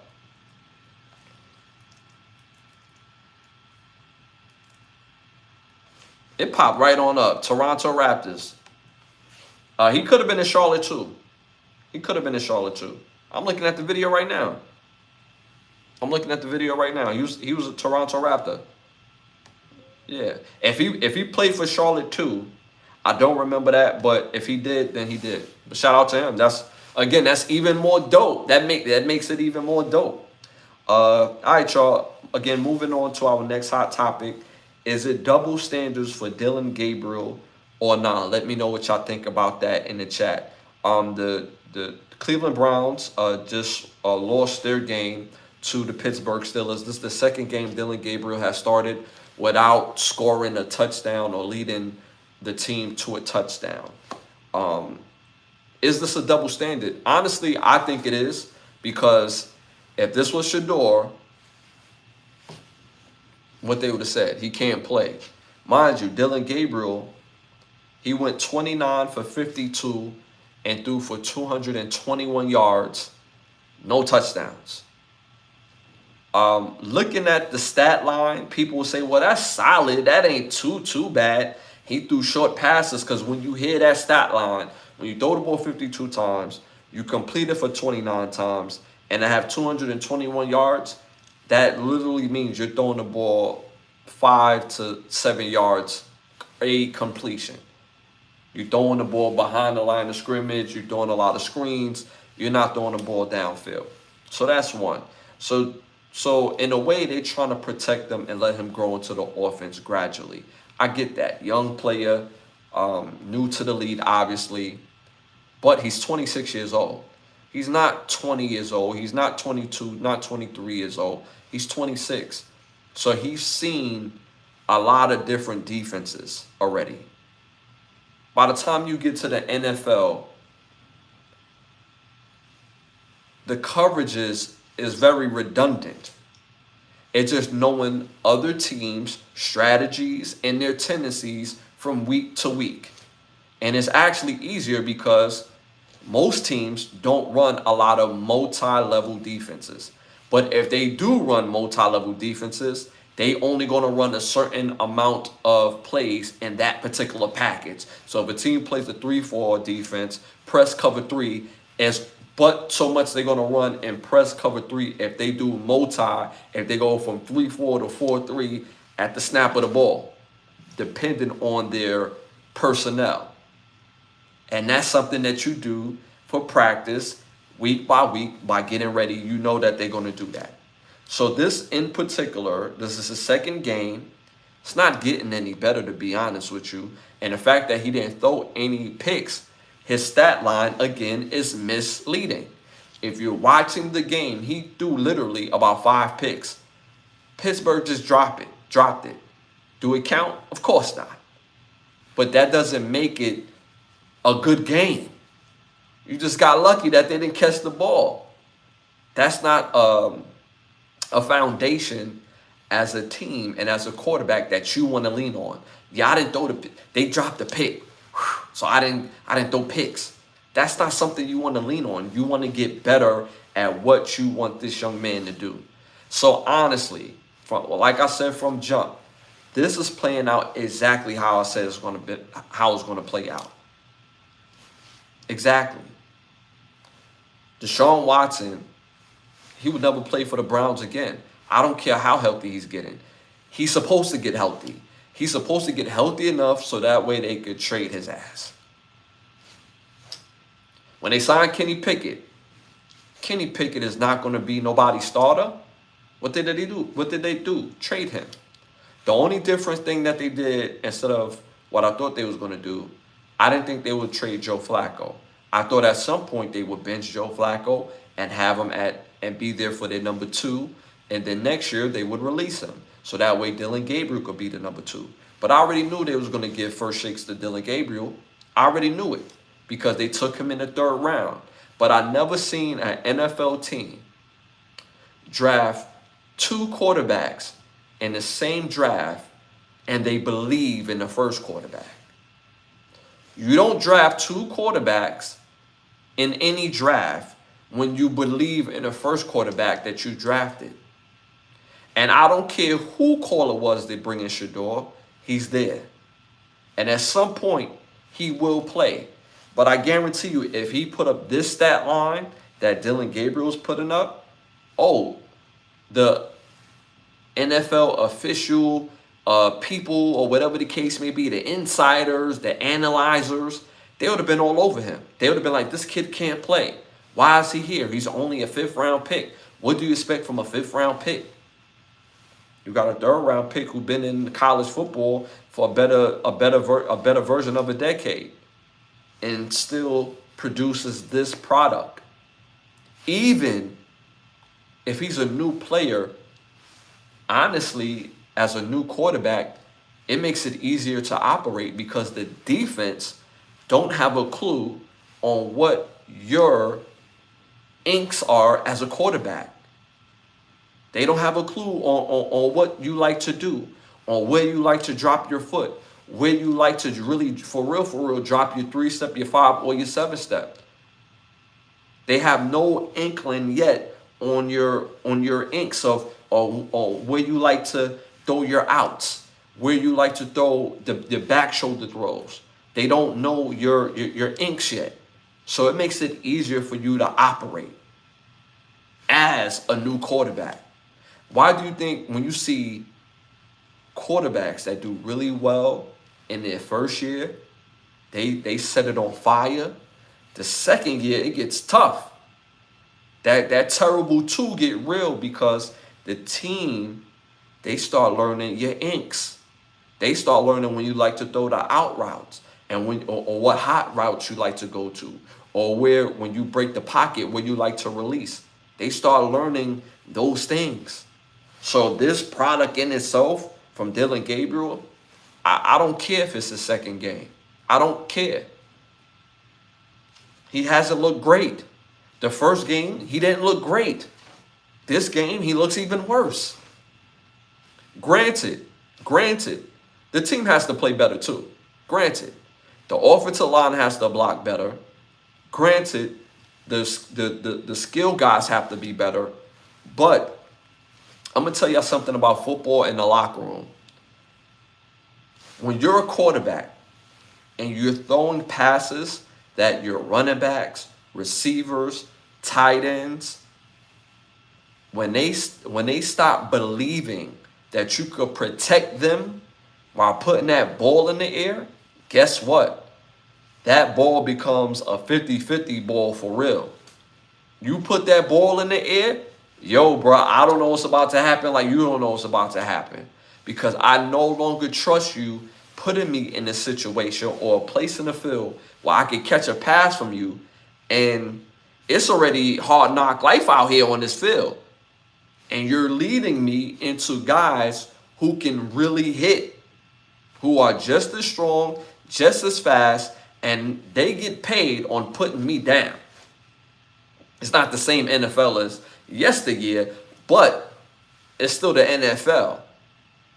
So when you start throwing passes and your receivers, running backs, tight ends, they more fearful for the hit because you're putting them in direct harm's way. Guess what, bro? They not gonna rock with you. They not gonna run through the wall for you as a quarterback.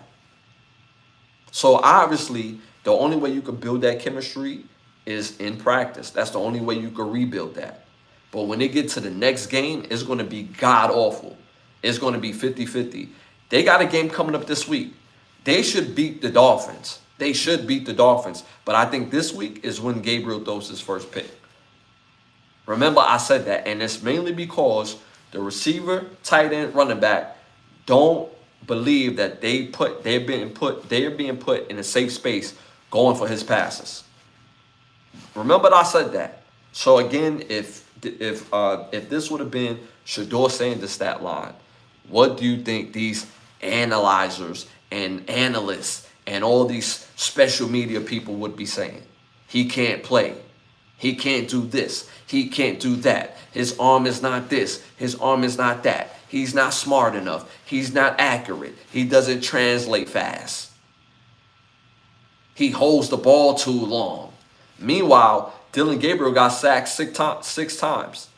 And not one person said he holds the ball too long. Got sacked 6 times.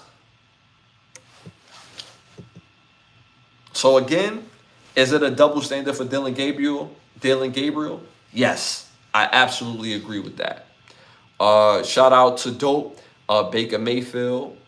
Yeah. Baker Mayfield is a great example. When Baker Mayfield was with the Browns, he looked borderline mediocre, if not mediocre. He goes to the Rams, see the tutelage of Sean McVay, Matthew Stafford, goes to Tampa Bay, and he's balling out. He's an MVP candidate. If you'd have asked me 2 years ago about Baker Mayfield, I said he's on his way out the league. I believe I said that, matter of fact. I said he's on his way out the league. The Bucs is just going to take him for the year that they could get him, and they're going to draft somebody the very next year because he's on his way out the league, the way he looked in Cleveland. He went to get the proper tutelage, and look how the difference made. On the Bucs, he looks like an MVP candidate. So what do that say about Cleveland? Now, Johnny Manziel is a different beast in itself, but Johnny Manziel had talent. Regardless of how committed he was, regardless of how disciplined that he was, he still had talent. So going to the right situation as a quarterback matters most. But if anybody that could survive there, anybody that could thrive there, I honestly believe it is Shador. I honestly believe that. But again, this would be a different story, different way that they would spin this if this was Shador having this stat line, if this was Shador playing 2 games without scoring any touchdowns. I don't know what to tell what happened, but with Baker Mayfield, he's like that now. He's like that. He's like night and day of a difference in his play. Facts.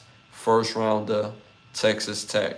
I remember Baker Mayfield back when he was with Texas Tech, but he was a walk-on, and they had made mention that he was a walk-on, and he walked into the team and took the starting guy's spot. And the guy's spot that he took was actually a solid player the year before. They're going over to Oklahoma. So again, it matters. Organizations matter. But is Dylan Gabriel getting different treatment? Yes. Yes. And there's nothing that I've seen Dylan Gabriel do that make me feel that he was ever better than Shador. People forget Shador won best quarterback of the league in college last year. He won the Johnny Unitas Award. People forget that. So when somebody say, what has he done? He won best quarterback. What are you talking about? Now we're in the NFL, and I said this will play out the way it's supposed to. I said that Dylan Gabriel is a backup. I didn't say he couldn't play in the league. I said he's not a starter. He's going to be a backup. And he could give you some solid years being somebody's backup. He's already 26. He spent majority of his 20s in college. He spent a better half of the decade in college. And he still looked the way he looked. It will be a complete different narrative if Shador was at Colorado this year and next year, and then to come out in the draft, go 3rd round, and then look like this. All right, y'all, moving on to our next hot topic. Have to make mention of this. And this is also a question. Why do some women still find the need to over-sexualize themselves on social media? if they're not selling meow meow. Let me know what y'all think about that in the chat. Why do some women still find the need to over-sexualize themselves on social media if they're not selling meow meow? I have to say that like that because y'all know how it is, the guidelines and stuff like that. Let me know what y'all think about that in the chat. Me personally, I can't go on my Instagram, my TikTok, my Facebook, and I'm talking about when I open it, there's a picture of a random woman, sexy clothing, showing her breasts, showing her bottom or her cakes. Is very suggestive. If she does show the front, of course, it's like a prerequisite to see the print. As a man, hey, I'm gonna look at it, of course. But you can't be expected to be taken seriously. There's no way that dating is in the social media space that it's in, and women is taking on this stance and thinking that they're going to find a man that's going to respect them. You're going to find brothers that's going to want to go to Pound Town. Yes. Men want to go to Pound Town. That's what we do. But at the end of the day, you can't be expected to get treated like a queen when you're already showing me what you feel is value to you. Men, we are visual creatures. So if we open up our social media space and you show us your breasts, you show us your meow meow or your back, you're basically telling us what you value. So if you value your body, then that's all it's going to be. We'll take you to Pound Town and we'll call it a day. Don't expect a man to want to protect you and want to hold you up and want you to be his woman, where everything that you hold value is for the world to see. Ladies, there's no value in finding value by showing your goodies. There's no way. Men, we are visual creatures. If you put a price on it, you're going to price it out. If you find a man that's willing to pay that price, there's going to be another man that's not going to pay that price. And it's going to be another man that's not even going to indulge you. So if the goal is to find a partner because you're obviously doing it for some sort of attention, and this is not for every woman, of course. This is for the women that I'm talking about. The women that I'm talking about that do this. And these are the same women that get on social media, get on these podcasts and speak and say, yeah, you know, he got to buy me a Birkin bag. He got to do this. He got to do that. No, he don't. He ain't got to do nothing like that. You already showed the world what you value. You value your body. So how can you expect something of value when you don't have nothing of value? If your body is all you can give to a man, guess what? He could get that anywhere. He could get it from a chick that don't look as good as you. But all men know, you know what I'm saying? Sometimes the prettiest package don't have the best stuff, if y'all get what I'm saying. Some men know some of the medium, you know, looking women snatch your soul. Snatch your soul. So if it's just for the act in itself, again, if you're showing what's value to you, which is your body, what make you think a man is going to pay a premium on it when, first of all, you done gave that thing for free before? You just decided to put value onto it. But how can we take it serious? Now, if you just want to go to Pound Town, then hey, I got no words for you. But come on, like, let's be real. Most women who do this just don't want to go to Pound Town. They want to get taken serious at some point. I remember I had an interaction with a woman one time, and I met her at the club. This was years ago. I met her at a club. We got to talking. You know, we ended up at a hotel. We get to the hotel, and she starts crying. I'm like, baby, what you crying for? We just got to the room. What's going on? We didn't even do nothing. We're not even naked. Like, what's going on? And she let it be known that she was just tired of getting Pound Town treatment. So, you wait now to say that you get tired of Pound Town treatment, huh? Okay, I can respect that. But I didn't meet you on those principles. I met you on, I think you're handsome. I don't want the night to end. Let's get a room. So because of that, I'm going to excuse myself. You could stay in the room. But I'm telling these people, hey, I'm out the room. So whatever happens to that room, it's on them. If something negative happened to the room, it's on them. But I left the room, it was in its right state. But you get yourself together. Because I'm not into the force game. I'm not into the gape game. Y'all know what I mean by gape. I'm not into that. But she let out like she was tired of getting the pound town treatment. Where she meets guys and it's like, yo, we going to Pound Town, because that's all she had to offer. When I met her, she came up to me talking, with the I'm from Brooklyn, baby, so I'm gonna return the feeling the energy. Okay, let's go have some fun. She broke down and said, yo, I'm tired of guys not taking me serious. I'm tired of guys only looking at me as a piece of meat. Okay. Well, you deal with that, God bless you. I'm going to excuse myself because I don't get down with nothing else. Because one, that's a red flag. And two, these are things you got to deal with.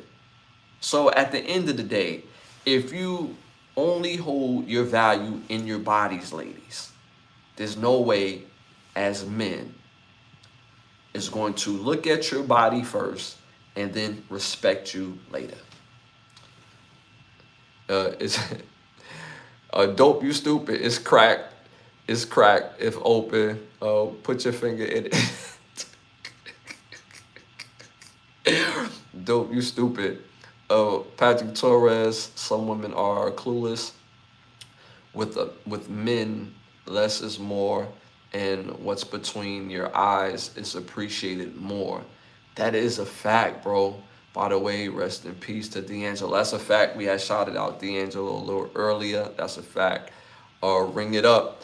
Now, but I had to be honest with that because most women really believe, like, at the end of the day, like, men, we only want one thing. Men, see, what women don't understand, that they have power in that. And men want what you present to them. Meaning, if you present a good girl, a man would rather have a good woman than a good whore.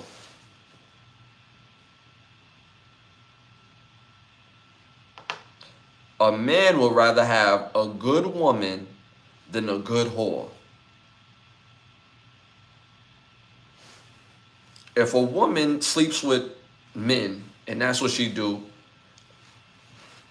what are men supposed to do? Gonna sleep with a woman. But as men, most men don't know if this woman is on that type of time until she opens her mouth. We could kind of get an idea based on what you dressed as, but we don't know for sure until we actually speak to you, until you present yourself in a way that is ladylike. If you present yourself as if you're going, then you're not going to get treated with the ladylike ideal thing. You're not going to get treated as such. You're not going to get treated like a lady. But if you present yourself as a lady, you'll get treated as one. Simple and plain. And ladies don't realize y'all have the power to be able to present what you want to be treated as based on how you look and how you act. We're not doing the take me as I am. Nah. You can't wear a whore's uniform and expect to get treated like a lady. No. It's not going to happen. And I remember years back when you had some women in the industry that try to push that narrative. That's not happening. No way. You can't change man's culture. Not man's culture. You can't change man's nature, because that's the only way we figured it out. That's the only way we figured it out. If you wear the uniform, you get treated as such. We all seen the movie Let's Be Cops. They put on a cop uniform. They start walking down the street. What did the people treat them as? Cops. You're no different. So for the women that do this, understand, if you only hold value in your body, in your possession, and you price it out on top of that, you'll never find what you're looking for that is of value in the person that you want. And nobody and none of us, both men and women, is meant to be alone. We need each other. All right, y'all, moving on to our next hot topic. College football picks is in. College football picks is in. If I missed out on my picks last week, both NFL and college, they went 5-1 both sides. Both college went 5-1, both NFL went 5-1. So if you missed out on my picks, hey man, that's on you, man. If you're looking for picks that's going to help you with your parlays, money line, or if you just want to get a little action and a little, gambling game, I got some good picks, man. I got some good picks. Nobody always go 100, even though I went 6-0 a few times already this season. I'm not bragging. I'm just saying that's just what it was. But last week I went 5-1 for both college football and the NFL. This week alone, I don't have a name for this week as far as what to call this Saturday. But this Saturday is going to be real. You're going to see teams who are really good either step it up, or you're going to see teams who are on the fringe get their ass beat. So for this week, my pick 6 for college football. First game I'm calling Louisville versus number 2 Miami. If y'all haven't watched Miami at all this year, they look really good. They look sound on both sides of the field. Louisville can present a problem if Miami becomes lethargic. But I'm going with Miami. They look really good. They look college football playoff bound. And there's been a long time that those sentences is uttered about a Miami team. Regardless if it's college football or the bowl or top tier bowls, Miami haven't looked like Miami in a long time. They look really good. So I'm going with number 2 Miami over Louisville. Next game I'm calling number 11 Tennessee versus number 6 Alabama. This game is going to be monumental. This game is going to go down all the way down to the fourth quarter. Tennessee is going to come in and ball out, and they can legitimately beat Alabama. But I'm going with Alabama again. I've said it from the very first week. Ty Simpson play is the difference of Alabama winning and losing. And he, to me, is a pro-style type of quarterback. He's a quarterback that I would actually draft in this upcoming draft. He looks really good. He's looked the best out of all the quarterbacks week to week to me. Now, there's been other quarterbacks that had better games than he had, but as far as what he has to do, lead Alabama, the way he throws the ball, the way he's able to run, and the way he's able to lead that team down the field, I just believe that Bama is the better team, slightly, than Tennessee. I think this game will come down to either 3 points. This is a 3-point game. I wouldn't be surprised if this was like a last second or last second field goal type of game. So again, I'm going with Alabama over Tennessee. Next game I'm calling number 10 LSU at number 17 Vanderbilt. This is a recipe for an upset. This is a recipe for an upset for Vanderbilt beating LSU on their field. Recipe. But I'm going with LSU. Going with LSU again. LSU still has the better athletes. I'm not a fan of Brian Kelly as a coach, but he has a way of winning these games and has a way of losing other top tier games. So in my opinion, he will have LSU ready for this game, and they beat Vanderbilt. Next game I'm calling, number 5 Ole Miss versus number 9 Georgia. This game is going to be amazing. Ole Miss has a really good young quarterback, but Georgia can't allow itself to lose another game on this magnitude on their home field. They just recently lost to Alabama on their field. They can't have two. And I do my twos like this and not like this. They can't have 2 losses on their home field in the same year. And overall, I think Georgia is still the better team. And I think their coach will have them ready to go for this game. So I'm going with Georgia over LSU. I'm sorry, I got Georgia over Ole Miss. Next game I'm calling number 20 USC and against number 13 Notre Dame. I got USC winning this game. Notre Dame has been so up and down this year. Every big game that they played this year, they haven't looked good. They haven't stood out. And USC, they beat my team last week. They beat Michigan. They did it in a very physical manner. And, I think that will continue. I think, they will beat Notre Dame in a very physical manner. And I think they have the better team. So I got USC beating Notre Dame. And the last game, I'm calling number 23 Utah versus number 15 BYU. This game can go either way, regardless of the ranking. It could go either way. Utah has looked really good in spots, and BYU has looked really good in spots. But overall, I'm going to have to go with the freshman in BYU. The way they rallying around him, they're really playing together, and they playing at BYU. This is one of those understated rivalries that's going on for years.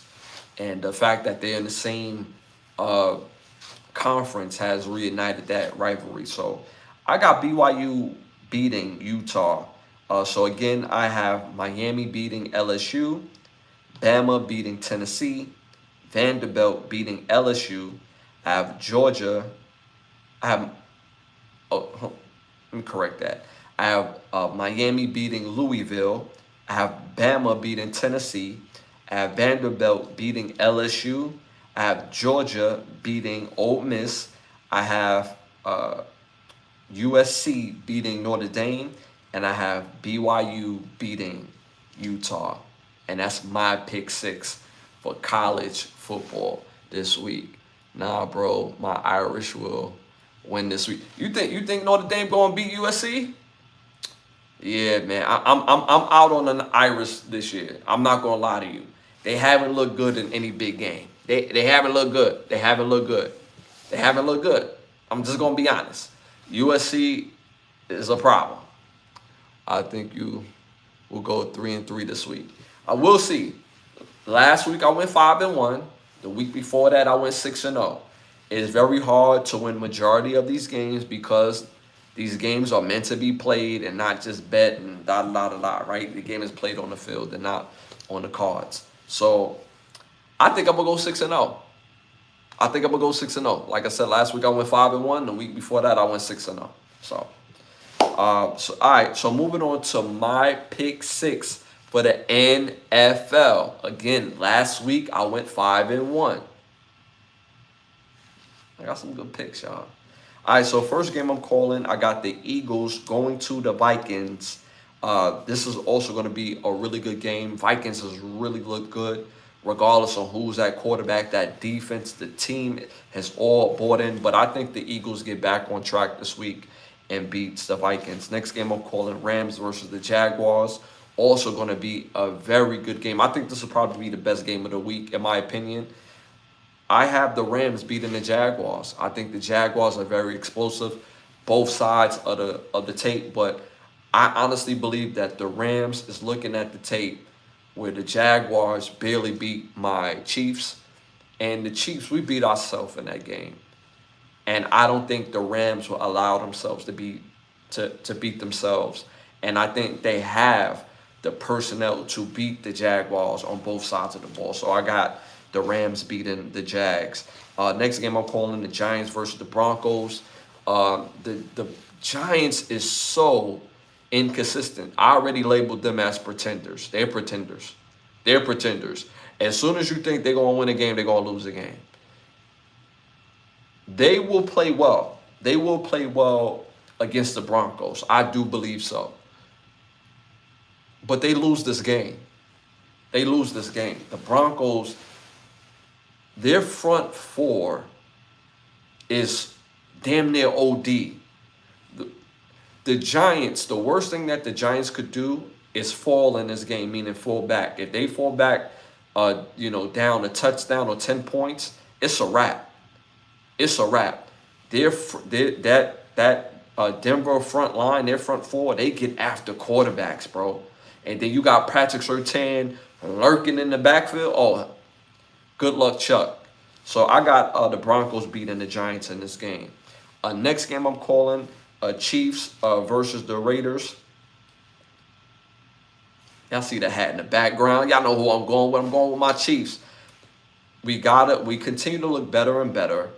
And we have to win this game if we're going to really make a playoff run. We can't afford to lose to a team like the Raiders. The Raiders have been struggling, and we can't allow them to get put on track with this game. And this is a division game. So the Raiders will play inspired football, but we're going to win this game. Next game I'm calling Dolphins versus the Browns. There's no reason why the Browns should not beat the Dolphins in their home field, on their home field. There's no reason why Dylan Gabriel, and we just spoke about him, not putting up not a single touchdown in 2 games, on why he doesn't score at least 2 touchdown passes or throw for at least 2 touchdown passes in this game. If the Cleveland Browns win this game, they will win 14-10. And that's mainly because their defense is outstanding. But I got the Dolphins winning this game. Low-key, even though the Dolphins are struggling, they're struggling on their defense. Their offense still puts up buckets. Cleveland, in my opinion, their offense, the way it's currently constructed, they don't have the ability to put up 27 points. Miami do. I got Miami beating the Browns at the Browns. In the last game I'm calling for my pick 6 for the NFL, Steelers versus the Bengals. I got the Bengals winning this game. People like, yo, you are crazy, Ash. The Steelers, great team, looked good last week, beating the hell out of the Browns. Yes, but this is a Thursday night game. This game is tomorrow. And for some reason, most times, and they probably change the way they do it moving forward, but for some reason, the team that has the most time to prepare for the Thursday night games do win that game.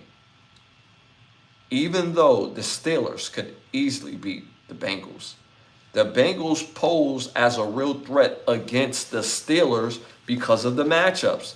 Having Joe Flacco, now having the ability, a quarterback who can throw the ball, and you have those top tier receivers on the outside. And I think it will be a little layover on their defensive side of the ball with the Steelers. So I have the Bengals beating the Steelers. So again, I have the Vikings losing to the Eagles. I have the Rams beating the Jaguars. I have the Broncos beating the Giants. I have the Chiefs, of course, beating the Raiders. I have the Dolphins beating the Browns, and I have the Bengals beating the Steelers. And that's my pick 6 for the NFL.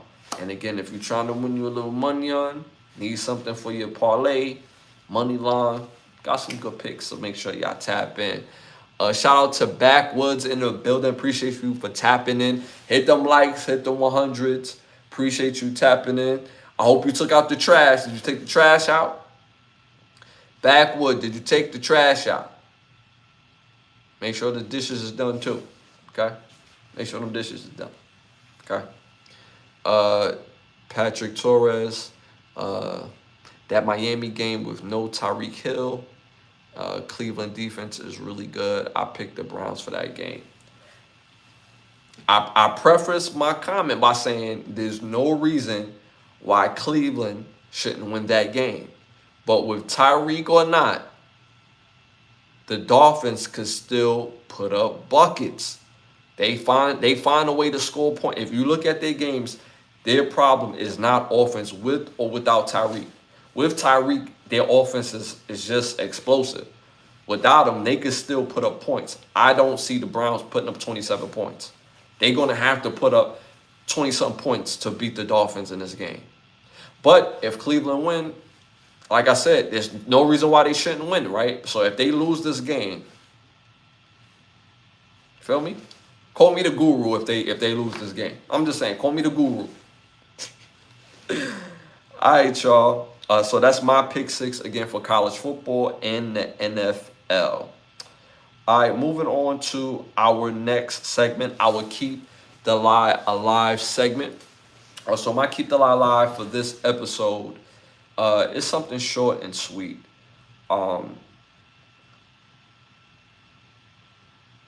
Honestly, I think we're putting too much emphasis in... I'm trying to find the best way I could put this. Excuse me, y'all. I'm trying to find the best way I could put this. We putting too much emphasis in victim culture. For far too long, we have allowed victim culture to run the culture.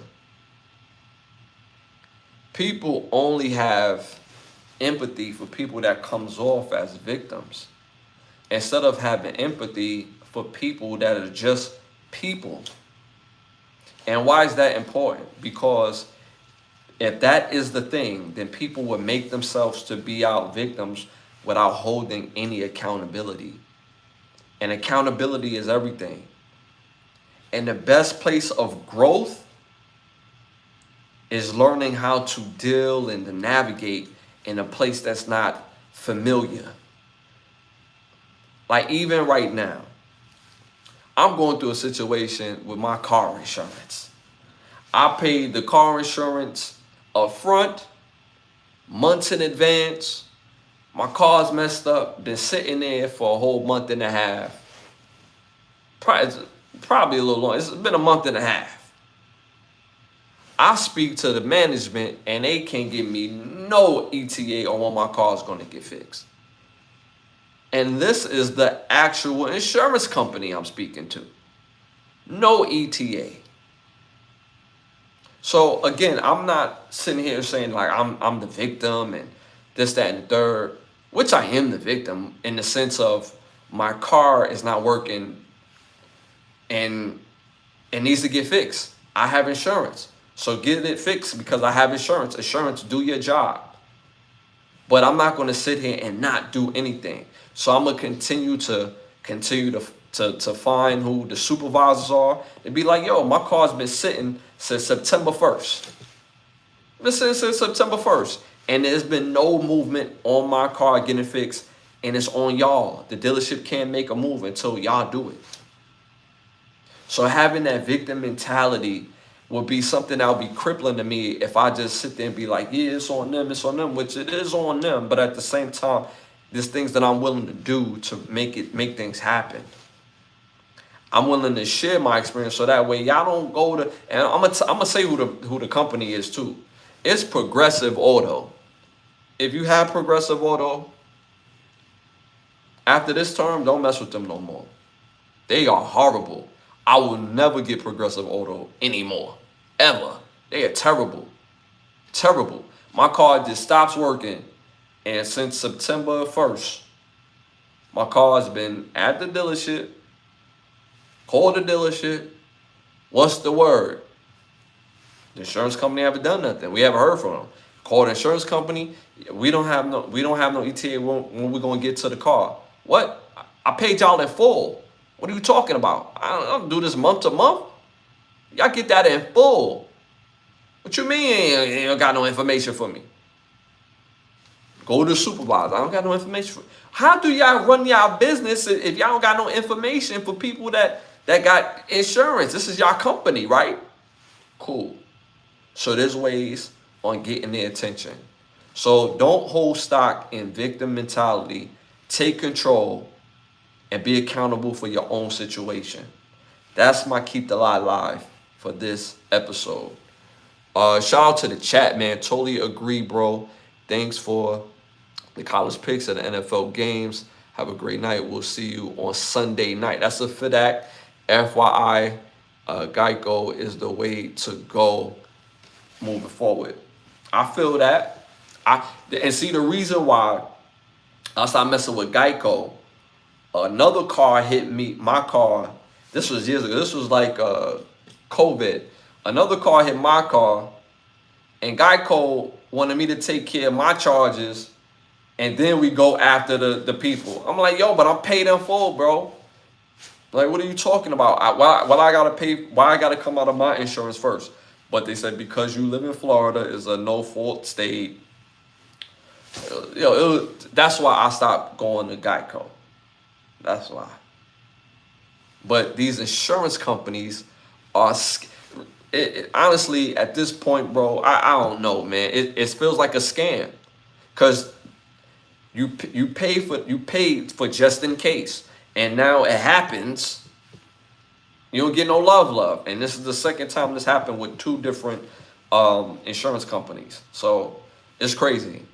It's crazy, and it's two different cars. So that's crazy in itself. So. But that's my Keep the Lie Live for this episode. Again, I want to thank y'all for tuning and tapping in. Y'all been absolutely amazing for this episode. Y'all been tuning and y'all been in that chat. Hit them likes, hit the 100s. It always helps with the growth of the show. I want to thank the sponsors of the show, Button Snaps and OUV Records. If you're interested in becoming one of the sponsors of the show, you can hit me on Instagram at Ashley Lovechild. Also, I want to thank the presenting sponsor of the podcast, which is Button Snaps, where you get the finest of movies, shows, documentaries, and original content for your viewing pleasure of $4.99. Again, that's Button Snaps. That's the word button, hyphenated sign, and the word snaps.com. Again, I want to thank y'all for tuning and tapping in each and every episode. I have over 500 rewatchable videos of this podcast on this channel, so make sure y'all tap into those videos. We put time and effort in giving y'all these videos outside of the live, so make sure y'all tap into these videos as well, and don't forget to hit them like buttons, like those like buttons. Also, I feel like we're on the road to 20,000 subs. We're a little over 11, so again, continue to like, subscribe, and share. Tap into the membership portion of the page. Different memberships do get that granted different access, and you could take advantage as well. Also tap into the 44.com link as well. You get merchandise, 10% off on all merchandise at 44.com if you use the promo code BrothersPod. Use the promo code BrothersPod. You get 10% off on all merchandise. 44.com. Links is in the bio. We're going to be back this Sunday at 10:30. And y'all already know it's always super, super love. Also got some new music on its way. It's coming. I can't wait for y'all to hear this. You know what I'm saying? That new boom bap, you know. All my true hip hop fans, I got some new heat that I can't wait for y'all to listen to. And I'm super duper excited. And I'm going to see y'all this Sunday, man. As always, it's love, man. And I'm going to see y'all this Sunday at 10:30. I'm out.